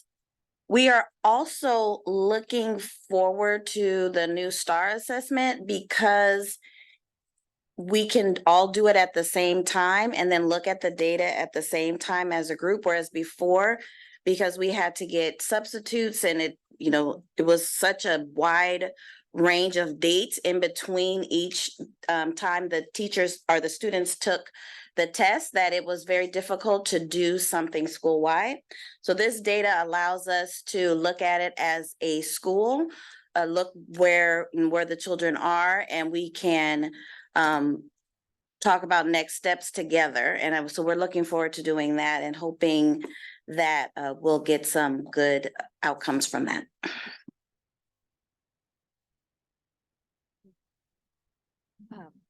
I was just gonna, it's so great having site leaders here, so thank you. And before we close, I just wanted to ask if there's anything you want to share with us, because we're going through this process. We've, established the goals and guardrails. We're working with the superintendent, and we're going to be, going through resource allocation in a very constrained environment. And I would love to hear if there's anything that you want to make sure that we know, especially around systems of support and scale and bringing the things that are working to action, but also things that may be, a welcome, constructive thoughts about things that we could do better. I'd love to hear your perspective. So one thing I will say is I've been the principal for 15 years and we've had, ups and downs throughout the 15 years. But as soon as we start to do better, they say, oh, well, you don't need these supports, and start to take them away. And then they're like, oh, you're not doing well. You need some supports. Here are some supports. Oh, you're doing better. We need to take the supports away. So more consistency in keeping those supports, because I feel like those supports that we have are just what we need in order to do what we need to do in schools. It's not something that you can take away. It is just what we need. So more consistency in keeping those supports would be really good. And can you identify some specific examples of supports? So we had an RTIF that was really good at looking and seeing where children that needed that extra support, and that was taken away from us because we're no longer a tier that will receive those supports. And that was a devastating blow to us and took us a while to realize what we could do without that support. So that's just one specific. Over the years, I've lost IRFs and social workers, and they came back and forth. I mean, I could talk a whole lot. But that is this one specific thing. I think for me, I started working in middle schools in San Francisco. I have never left middle schools in San Francisco. I love this age group. And having the dedicated calming planning time that Initiate Wonder provides takes so much stress off of my teachers, because before, I remember common planning time was for 40 minutes before school when you were already stressed out and trying to get ready. And so now it is this protected time outside of preparation period. So teachers are like, okay, this is our time to actually do some deeper work. And that's been great for me to be able to, give them things to be thinking about and talking about. It's a great thing for teachers that inevitably is going to, it helps our students. So.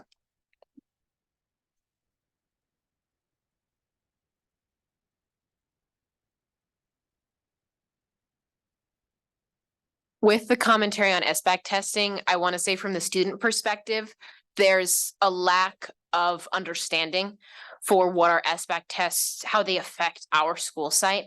And that effect shouldn't necessarily be placed on students, that pressure of being told like, oh, you guys didn't do good this year and we lost money. But just knowing, because I know that we get told a mix of things a lot of the time because some of our educators aren't given the opportunity to be fully informed on how those SBAC scores are going to affect our school site. So then occasionally we're told they don't matter. And then I know that there's probably some skewings of data because I've watched kids genuinely leave the essay section blank because they're not told that it means anything, or that the district is actually looking at each individual school site and each individual grade level, how that's playing out. And I think that having more resources for students, families, and on the ground educators to understand what those SBAC tests mean and also what ongoing discussions are about the continued use of them and also whether they're like their ethicality, et cetera, would be incredibly helpful.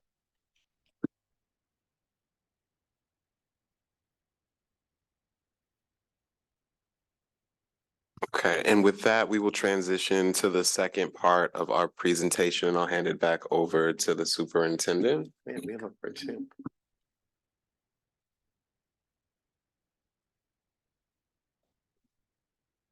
I'll be brief and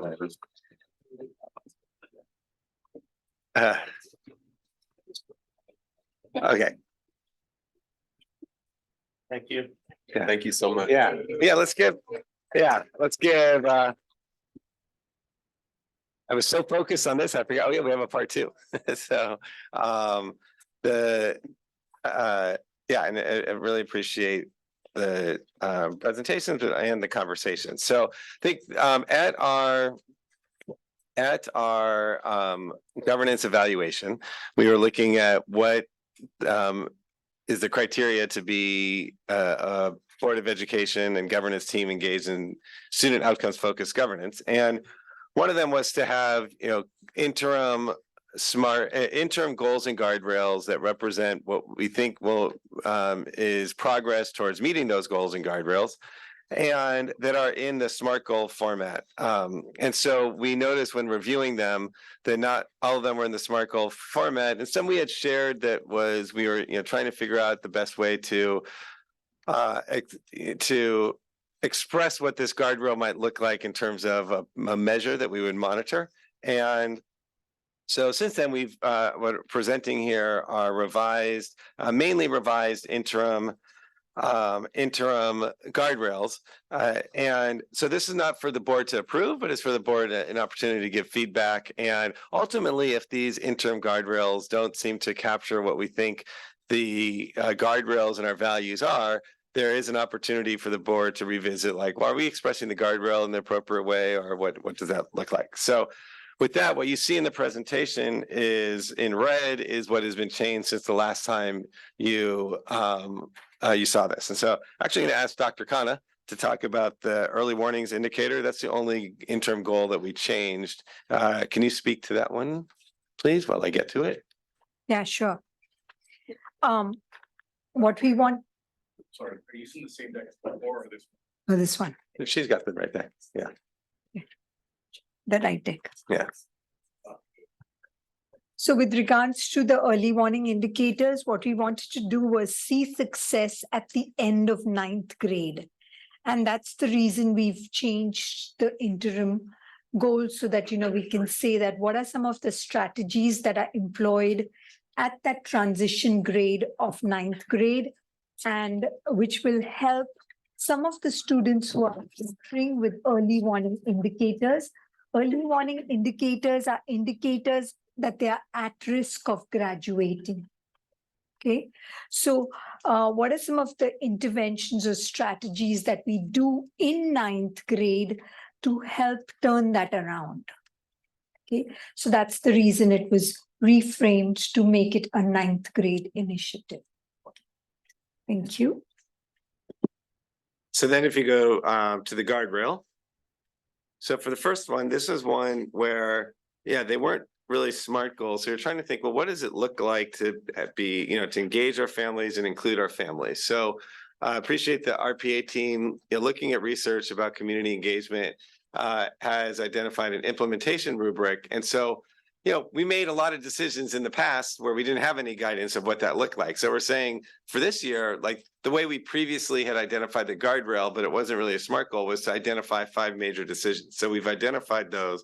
So saying for those, we should be able to show at the innovative level how we're including our educational partners and how we're creating opportunities for two-way engagement.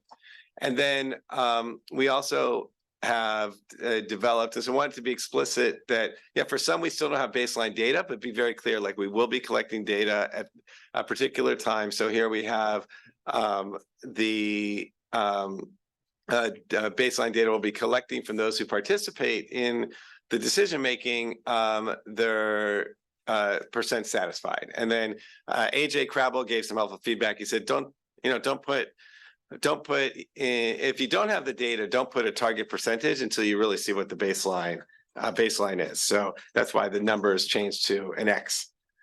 If we go to the next one, we just part of being a SMART goal is saying what the measurement will be. So we made that clear. To go to the next one.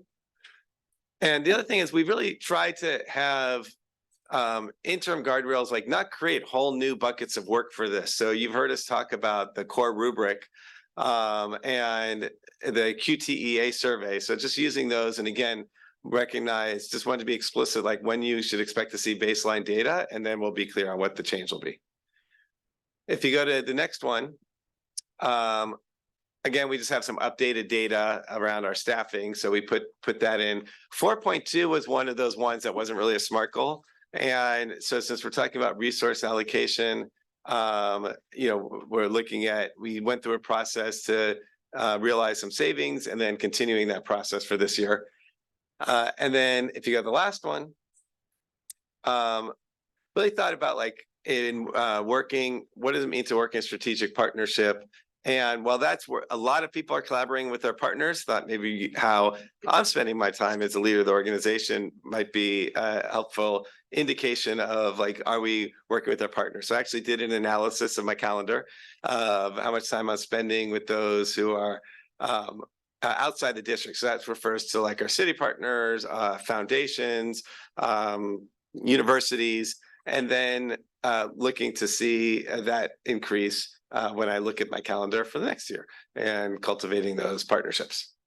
So those are the changes. And so there are various questions asked about them. And so this is more like if there's feedback or questions or guidance about like why this measure. And if you have any other suggestions, I mean, I guess we're still at a point where we can adjust some of these. But at least when we do our next evaluation, they're all in SMART goal format.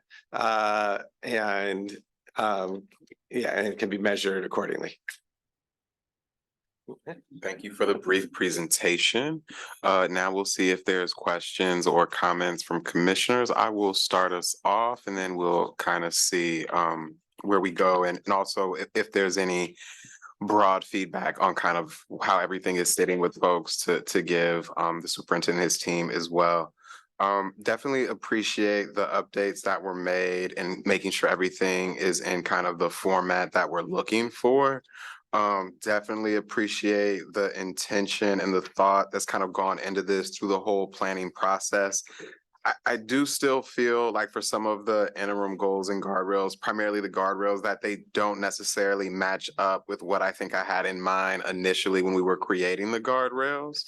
I'm not necessarily sure what would be better measures based off the data that we have, but I think I am really interested in whether or not these things are going to tell us after we get all the data from them, the key things that we need to know to measure whether or not we're on track to kind of be successful. Even though they're all really important things, I'm not sure if they're the things that I would view as the most foundational to kind of our success. And so I think as we go through this process, we get this data in and we start the process of analyzing it, I'll be really interested to see how we're able to show that these are the correct interims, or if we're needing to adjust, how we kind of are able to do that and ensure that we're being the most impactful that we can be. And so those are my thoughts in general. No need for a response unless there is one that you're hankering to do. And then we'll go with our student delegates, and then we'll go around and see what other commissioners want.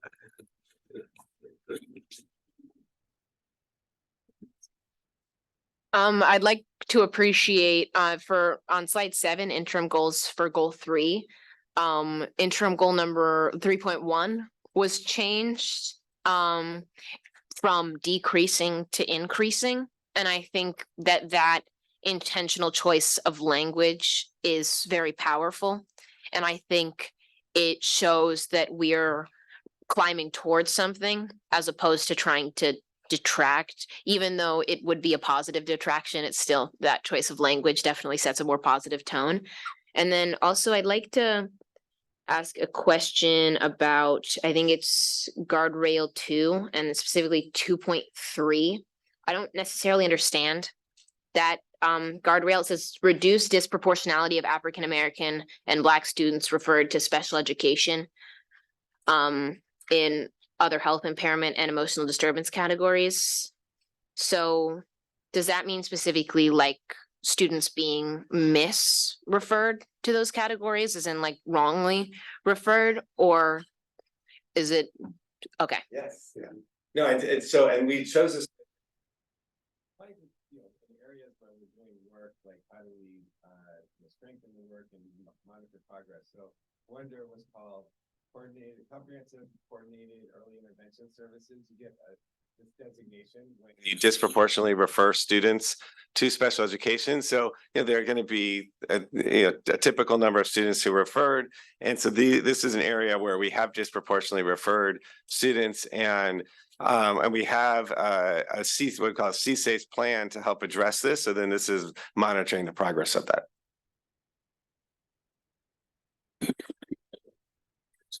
One just announced before we continue with commissioners' comments and student delegates, just want to remind folks that we are going to have public comment on all items after we finish this part of the discussion. If you haven't submitted a card, please do. Just want to kind of let folks know before we get to public comment.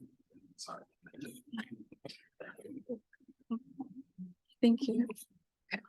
I want to acknowledge the importance of guardrail number 1, effective decision-making. I've seen the impact it's had on like PAC councils and developing new committees. And that's just so important because we're expanding the voices that are involved in the decision-making and advisory processes. And just having all of these voices that are usually not included and misrepresented is so important. And I just want to say thank you. Very good. Yeah, I think just acknowledging that some of the guardrails in particular are hard to measure, as I think President Bogus said. But I did have some questions about number 1. Well, I guess my question is for guardrail 1.3, when it says percentage of participants satisfied with major decision-making processes will increase from the baseline. Does participants there mean the people that the general populace, as it says in the rubric, kind of the people generally impacted, or does it mean the members of the working committees? The working committees? Okay, so then I guess my concern with number 1 and the way they're all framed is that there is this real focus on the committees. And I think, at least my understanding of the intention of guardrail 1 was that it was, well, what it says is people who are going to be impacted by the decisions. So I think the danger of using only measures that reflect the committees, I think that makes sense to have. I'm not saying we shouldn't have the committees, but I think that to me, the measure is, did the people who were impacted by the decisions feel like they had an opportunity to be consulted? So just. I think we have a survey designed for all 3 committees on that question. So the degree of satisfaction, even from the general populace, will become a part of their survey of how satisfied were they with the information that they gave. For the working committee, we do have, this is where we are measuring this goal, but it's not that for the general population too, when we ask them for their input. Wait, we're measuring, the survey that's being designed is for the committee. Yes.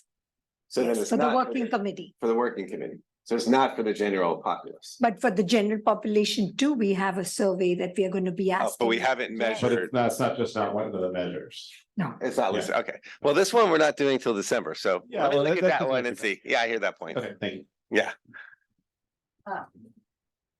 Oh, so I had a general question. Thank you for the updates on the guardrails. And I was one of the people that had a lot of questions that were referred to other monitoring sessions. And so my question is, how can we, the board, and how can the public expect to stay up to date in between calendared board meetings so that we have awareness or confidence that things are working, or just awareness if there's things that are falling behind? So what are the mechanisms that we can expect to be updated and have? progress reports, because otherwise there's big gaps. Yeah, big, so let me, I'll take that as a question to provide a response to in future monitoring sessions. Because I hear what you're saying. You're right. We're going to, like, next month, we're going to attendance, and we're not going to hear about attendance for a while, but we just heard how critical attendance is to our student outcomes. So how might we communicate our progress around attendance before waiting till, because then I think the next one around that is May. So, yeah, but I don't have a system. I don't think we have a system yet. I mean, do you have any suggestions of how we can do all the goals and Some guidelines? sort of dashboard that's regularly internally updated, that could then have some public facing element that's even just posted to the web pages that are related to our goals and guardrails, so that it's a more dynamic updating process. And frequency could be quarterly, but I have hankered for some sort of dashboard where I can see click through, and you can imagine what I might. But yeah, so that would be. The I think that would be dashboard? helpful, Okay, and also just for the general public that wants to see how progress is Yeah. going, or if there's, associated activities that they can engage with to get information. And I think, no, appreciate that. And need to think, that's what I'm saying, like, need to think how to do it. So if Dr. Khanna doesn't mind my, appreciating her for being a data nerd. She was so excited this afternoon to share, like, the new assessments. You actually can have a dashboard aligned to our vision, aligned to our goals in the interim guardrails. But then thinking how we present that publicly and all that, we got to work through. And then for the guardrails, there's less. Just need to do some thinking through, but for some we could do more quickly, I think, because they're being built into the systems we have. So that was she was very excited to see that, as was I. But her excitement was visible as our data leader. I do want to also say something about the attendance is the only one that's a leading indicator, because it is actually changing all the time. Some of these are lagging indicators in terms of we only actually measure the interim twice a year. So we should be mindful. Yeah, I mean, I think some explanation though, for Since we have, and anyways, just some way, because otherwise it feels like it can be forgotten. And as the principal mentioned before, when you have assessments and then time goes by and so much time goes by that it's not really, doesn't feel relevant anymore, or it doesn't feel up to date. So that was the one thing. And so I am continuing both my written and now verbal request for such information. So guardrail 5, I did want to better understand with what the measurement of increase the time the superintendent engages with strategic partners from 6% to 10% as measured by what do you anticipate that will tell you about collaboration, and how do you define the strategic partners? I'm just trying to understand how that is a helpful measure around our partnerships. The way we measured this was we actually took random 10 dates from his calendar and saw what % of it was distributed for external partnerships versus internal work. So that's how we computed the baseline. And we'll do the same for the next. The idea was more around both advocacy and bringing in partners. So it was both around that kind of a relationship that would help the guardrail. So both advocacy of the district and bringing in partners. I mean, I'm still quantity over purpose, I guess, is what I'm trying to understand how that helps. But I've been hogging, so I can move on. I'm just going to fly that. Actually, I that's helpful. Just the little contrast you made right there and so at least yeah. So what I think Dr. Khanna was saying right at the end is what some of the purposes, the advocacy and the engagement. So let me think a little bit more how that would be communicated through this. So I have I'm looking at interim guardrails for guardrail 3, but a similar theme of question. in terms of the qualitative versus quantitative. And I noticed that, for example, 3.1 and 3.3 seem to have both quantitative and qualitative. 3.1 is, implemented a high quality tier. 3.3 reported receiving meaningful feedback. And 3.2, and I appreciate that the slides that we just looked at in the other presentation, where that does, I guess I'll just say 3.2, I don't see that same qualitative threshold there. And to be clear, I'm not assuming that teachers are going to review the data just to check the box, but if we are including some type of qualitative statement for the others, are we intentionally not including it here? Is it because we assume they're going to reference the CEQA question, which says I reviewed assessment data to continually improve instruction, which means that there's meaningful thought going to the review, but I don't know whether it needs to be changed or whether there's maybe just a link to the QTEA survey so that the question is there, just something that there's a little bit more fullness in understanding exactly why we should care about whether they're reviewing the data and to what end. Thank you so much for mentioning that. I think in our in the building capacity slide, we did mention that we're going to collect street data through artifacts of how schools are using data to inform instruction or to inform planning. And those artifacts is what we are going to put up on our website as our street data. So it's our own street data. But within this, we also, there is also an open-ended section where they actually ask, what data did you use and how did it help you? So I guess we'll even summarize that qualitative part. And I do think, I do think like the Progress Monitor for continuous improvement of instruction, that's like the qualitative piece of what, and so what Dr. Kano was saying is like, well, here's some ways we would see what that means, but you're right, that's not the captured. adjective that the others have, like Yeah. high quality, meaningful. I wonder if it's Yeah. an adjective. Sure, could- Yeah.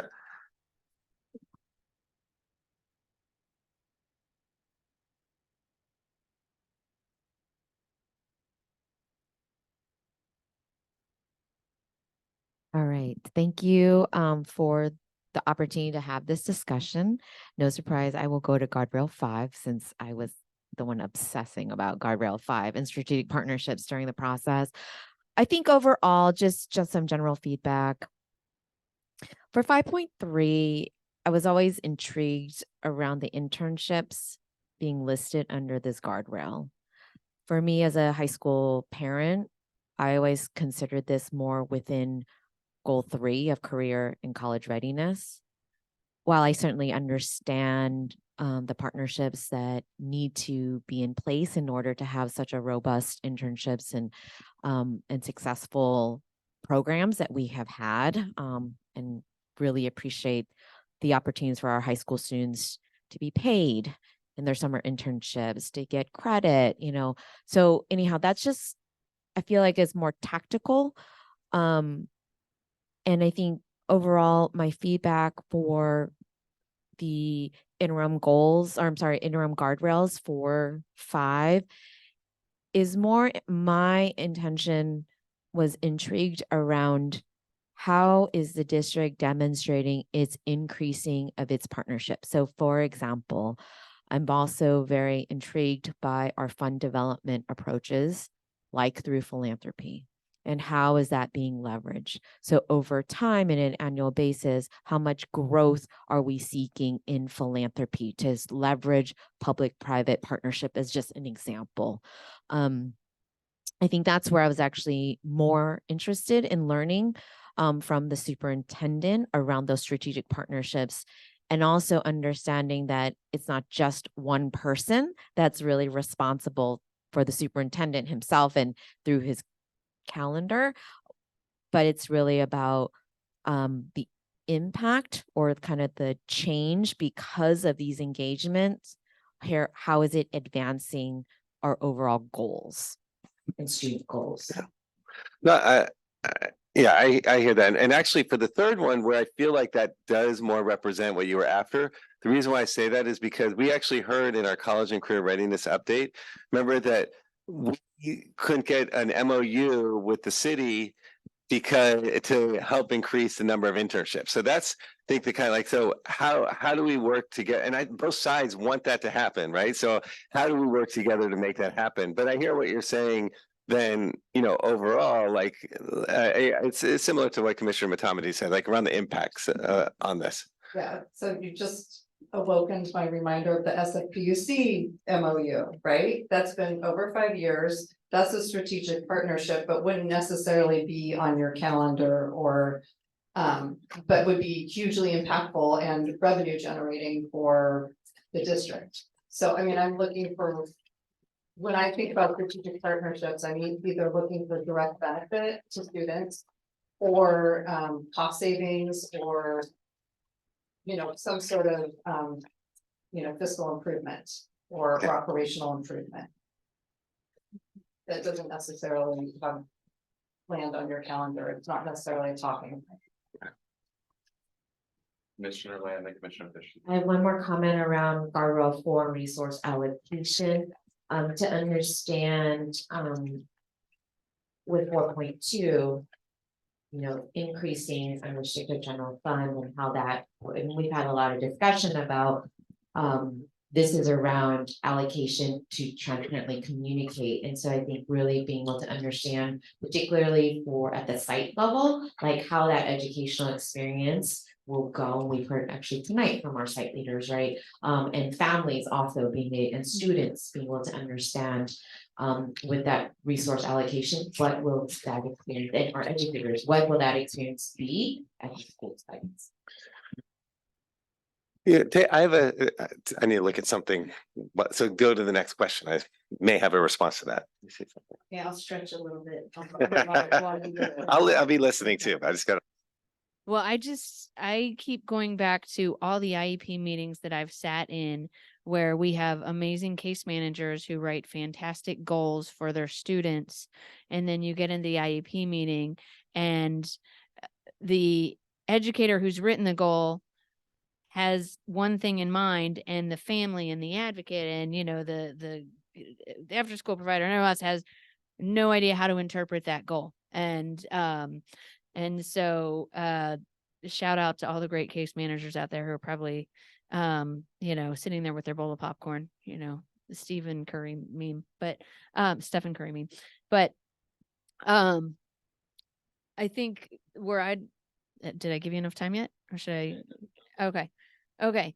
My focus is unsurprisingly on guardrail number 1 and effective decision making. And in that vein, writing the goal, intent versus impact, right? Making sure that when we talk, we say things in here, particularly from our underserved populations, plural. Underserved populations is plural. How many? And which ones, right? So I think like if we hear from one, does that check the box? Do we need to hear from multiple? Do we need an intersection? How, and when I went into, clicked on the implementation rubric and then you go into the tools and resources, I had asked for permission to see the guardrail 1 major decision criteria. It's still behind a firewall. So, me with an SFUSD email address, I can't click on that. So I'm assuming that the public can't either. So from a transparency standpoint, I'm hoping we can address that. So yeah, I just, for some of these, I just have for all of these, I'm just wondering a little more specificity there on what it would take to actually meet this and how much, and again, with the whole point being to include parents, guardians, students, and staff impacted by the decisions, as we've been talking about here before. Just, I guess, I'm trying to figure out what is that threshold?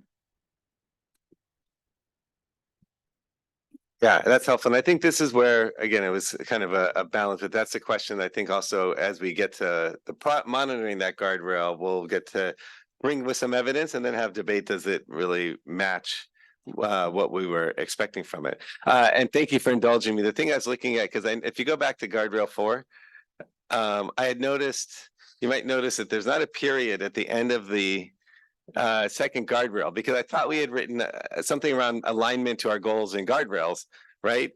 In terms of when identifying savings, and that's in a previous draft, we had identifying budget balancing solutions that align with goals and guardrails. So I'm going to add that in there so it's clear that that was intended to have been in there, that it's not just haphazardly. It's like we're doing this and thinking through how that's going to be in service still of where we're going as a district.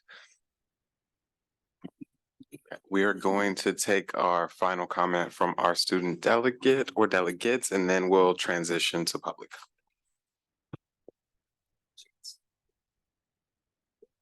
I think there are a few, I think specifically 4.1 and 5.3 that aren't necessarily inclusive of the larger student experience on the ground.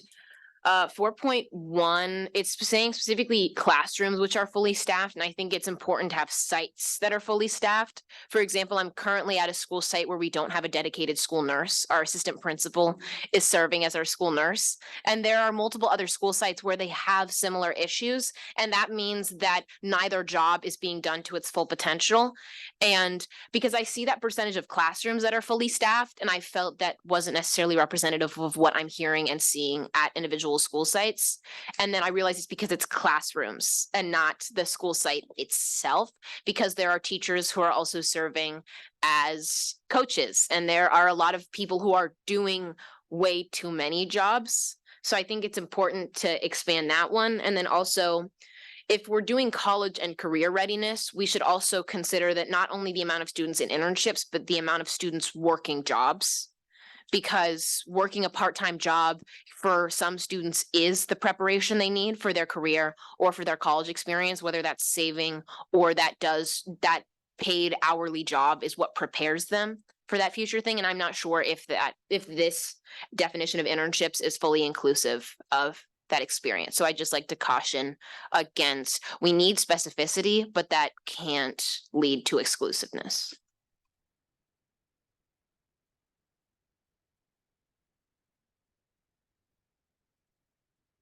Okay, so this is really helpful. And like I said, this is, ultimately I'm responsible for these. Just to highlight what I heard though is, like I said, I think for guardrail 1, it's going to be more in how we're showing the progress, but also for 1.3, we'll kind of consider who we're asking. For guardrail, wait, let me go back to it. For guardrail 3, we need a stupendous adjective. For guardrail 4, I need to adjust 4.2, and I'm going to get to what Lenani said. And for guardrail 5, maybe think about this idea of like, how are we showing the what's the impact and not just the quantity of the engagement.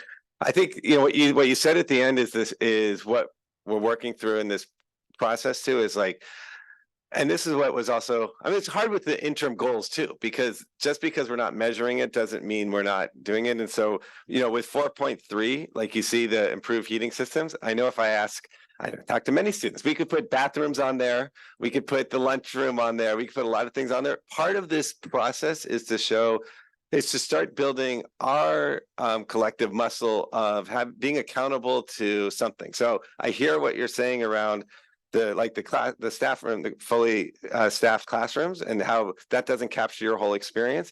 But we chose starting there because we feel like it's also where the students spend the most time. And so I say that to say, like, as these evolve, like for all of this, I think there's going to be these ongoing conversations is then, okay, what's the best measure? Like, so if we meet heating or if we meet classrooms, what do we do next? Are we just trying to lower heating by 10% more or 90%, lower, improve classroom staffing, or do we move to site staffing and bathrooms? So I think it's open for discussion, but that's the thinking behind why some of these are narrow and not fully inclusive. I think with that, what we will do is we will now begin a public comment. I think we'll ask for Judson to call the names of the public commenters here. And if we could also have the virtual participants informed and asked to raise their hands. I'm gonna ask commissioners and student delegates to go back to their normal seats so we're able to fully watch our public comment participants.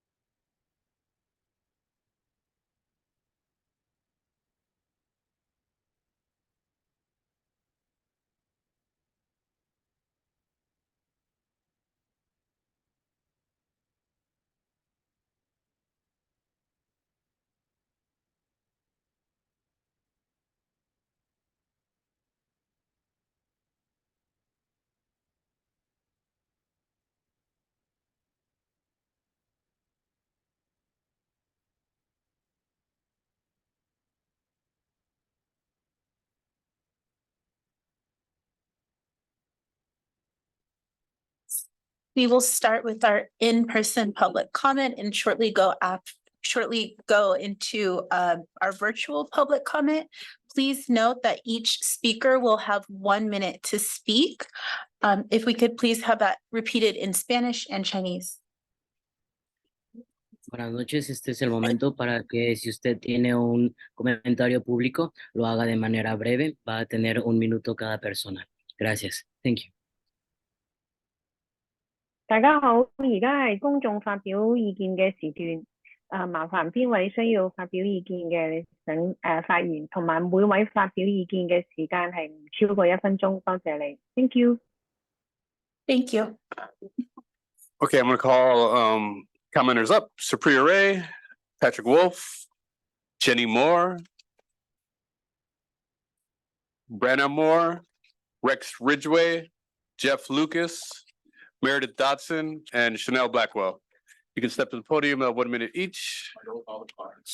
Yes. You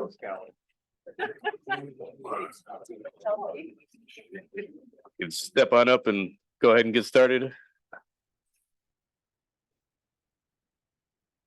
Press the button. Yeah. Good evening, everyone. This is Supriya Ray.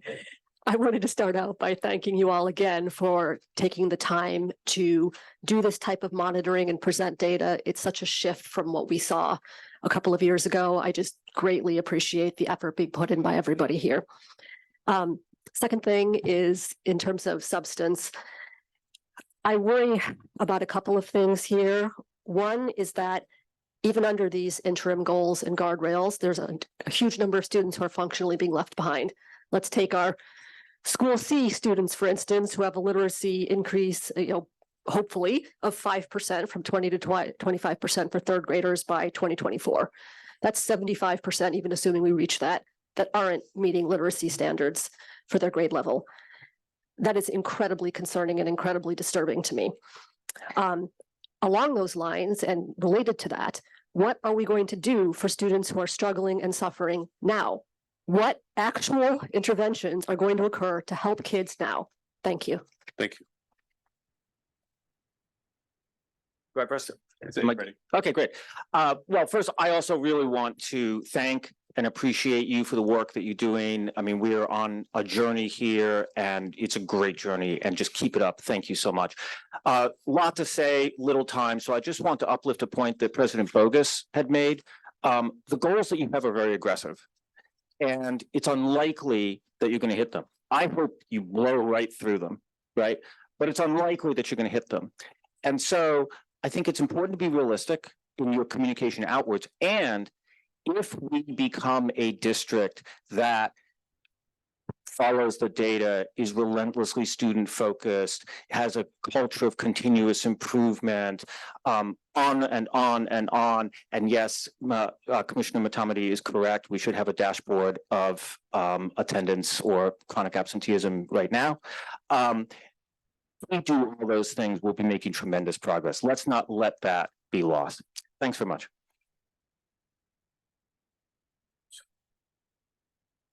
Hi, I'm Jenny Moore. I'm a mom from Academy High School. I have a junior and a senior who's with me today, my beautiful daughter, Brianna. I'm here again to once again plead with you to please not close our school and please commit to no school closures. We were visited by the Assistant Superintendent Davina at our back to school night, and we did talk about a redesign plan. But one thing I couldn't get from her was a commitment to not close our school next year. So I'm really just here to continue to plead that case.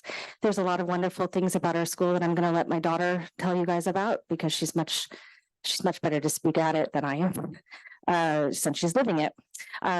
She is part of the special ed program, so please be patient with her while she speaks. But I'm going to turn over the rest of my time and all of her time to her. Thank you.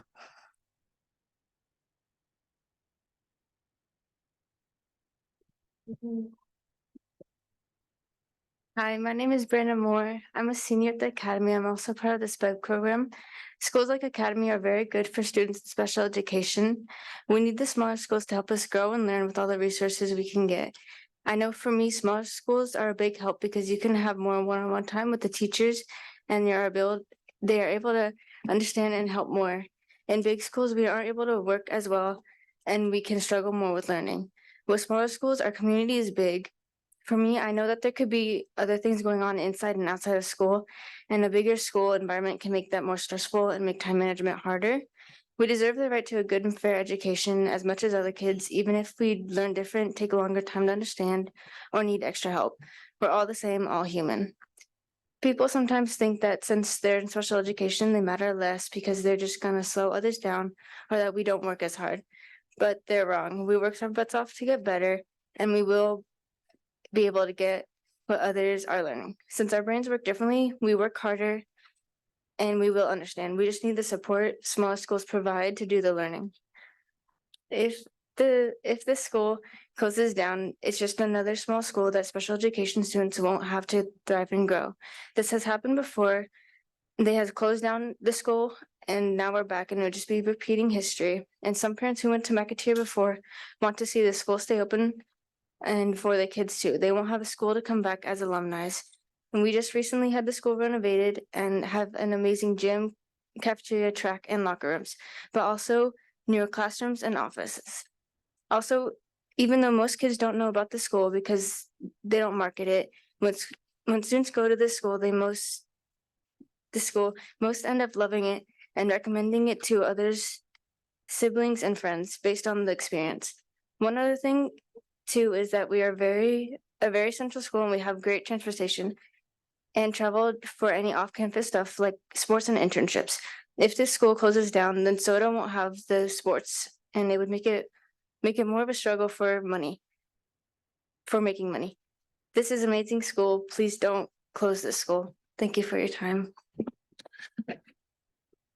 Thank you. I would just want to remind the public that the public comment right now is only on agenda items for this evening because it's a workshop meeting. So the folks on Zoom as well. Thank you. My name is. Sorry. Time's up, Rick.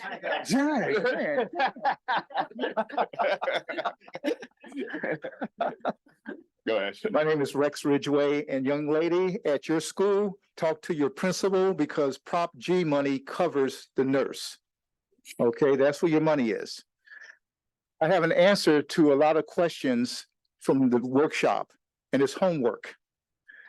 The Student Family Handbook, Chapter 4 says, at the beginning of the school year, teachers shall communicate homework expectations to students and their parent guardians. California Board Policy 6154. Now, as a parent, if my kid has homework, I know exactly what she's being taught and also know if she can do it. I didn't see any homework up there. I have been a big fan of homework, and when you get to Lincoln, you get homework all the time. You can ask Ms. Lamb, we both have juniors, they get homework all the time. Now, why is that important in the future? And I'm going to wrap it up because if you get to Stanford, we have a Stanford thing, I have to say that you make under $100,000, your room, board, and tuition is covered. Period. That's the same thing with Brown, Columbia, Princeton, Yale. If you make under $100,000 and you get there, they got you covered. So what I'm saying is homework, you start them early, get them disciplined, get them ready, When they take those SAT tests, what have you, they can get into All right. those schools Thank you, and Rex. it's covered. Thank you. All right.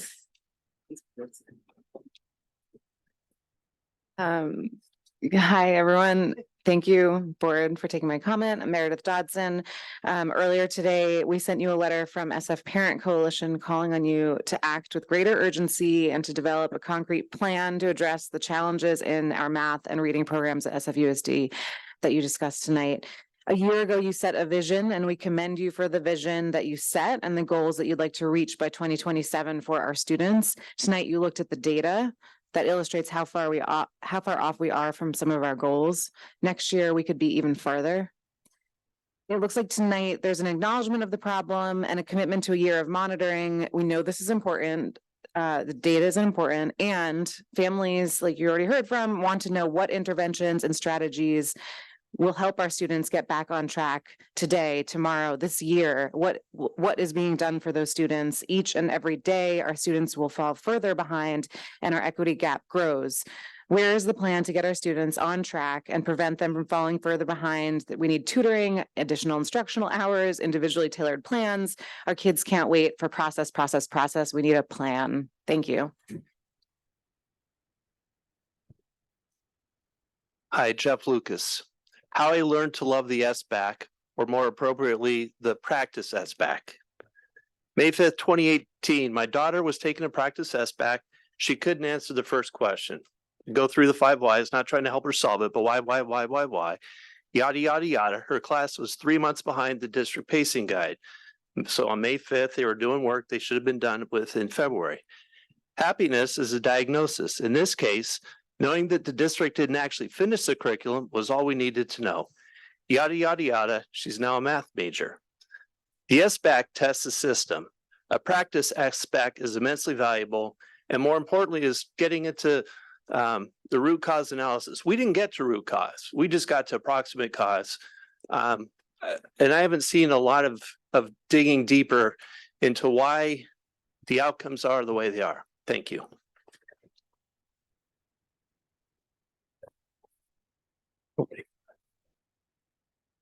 Hi, Chanel, parent advocate for 2 public school kids.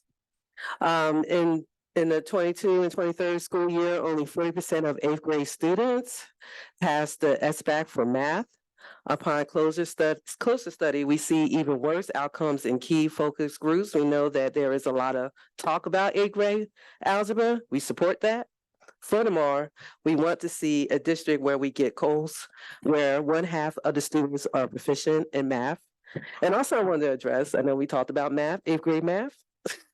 I have a 12th grader. It's too late for him about that, but my 7th grader, his brother, is showing signs of liking science, technology, or anything that's STEM.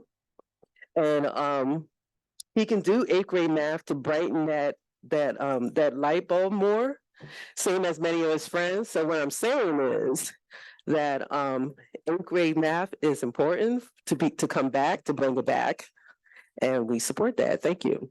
Thank you. That concludes in-person public comment. All right, we'll go to virtual. For our virtual participants, please do raise your hand. Each speaker will have 1 minute. Again, we're taking public comment on the workshop on student outcomes, that's student outcomes progress monitoring, and our updated interim goals and guardrails. Currently have 3 hands raised. Jennifer? Hi, can you hear me? Yes, we can hear you. Hi, I'm calling in because this entire model seems like something of a farce. You are setting interim goals based on an assumption that simply doesn't exist. I am deeply curious as to how you intend to truly raise students' sense of belonging at school when our schools have more vacancies than LAUSD, a district 10 times our size.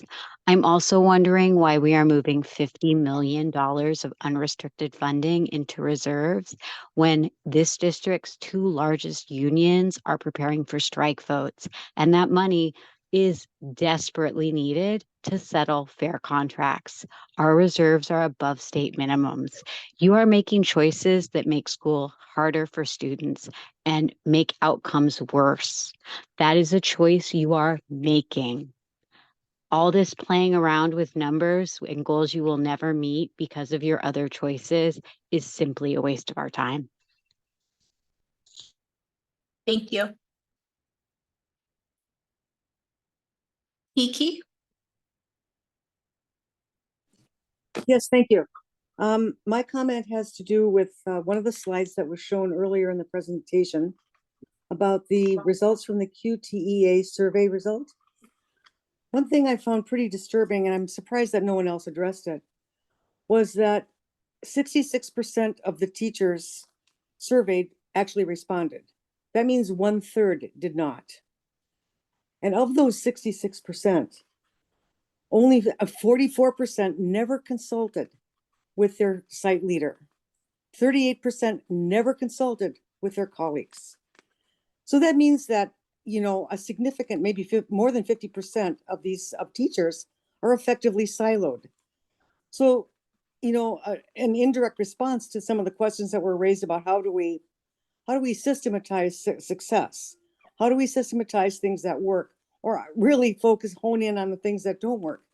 If teachers are not even, you know, concerned with responding, or if they're not even communicating with their leaders and colleagues, how do you expect them, or how do you expect anyone to you know, improve? I think it goes back perhaps to the comment that Commissioner Sanchez raised about the teachers. I'm sorry to have to interrupt you. That is your time. Thank you. Thank you.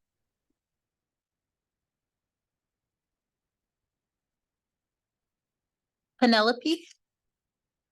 Hi, can you hear me? Yes, we can hear you. Hi, I'm Penelope Van Tile. I am a parent of 2 kids at Lakeshore Elementary, and I'm on the school site council. And I didn't plan to chime in on public comment when I tuned in tonight, but I was listening to the presentation about SBAC scores and site level targets for improvement.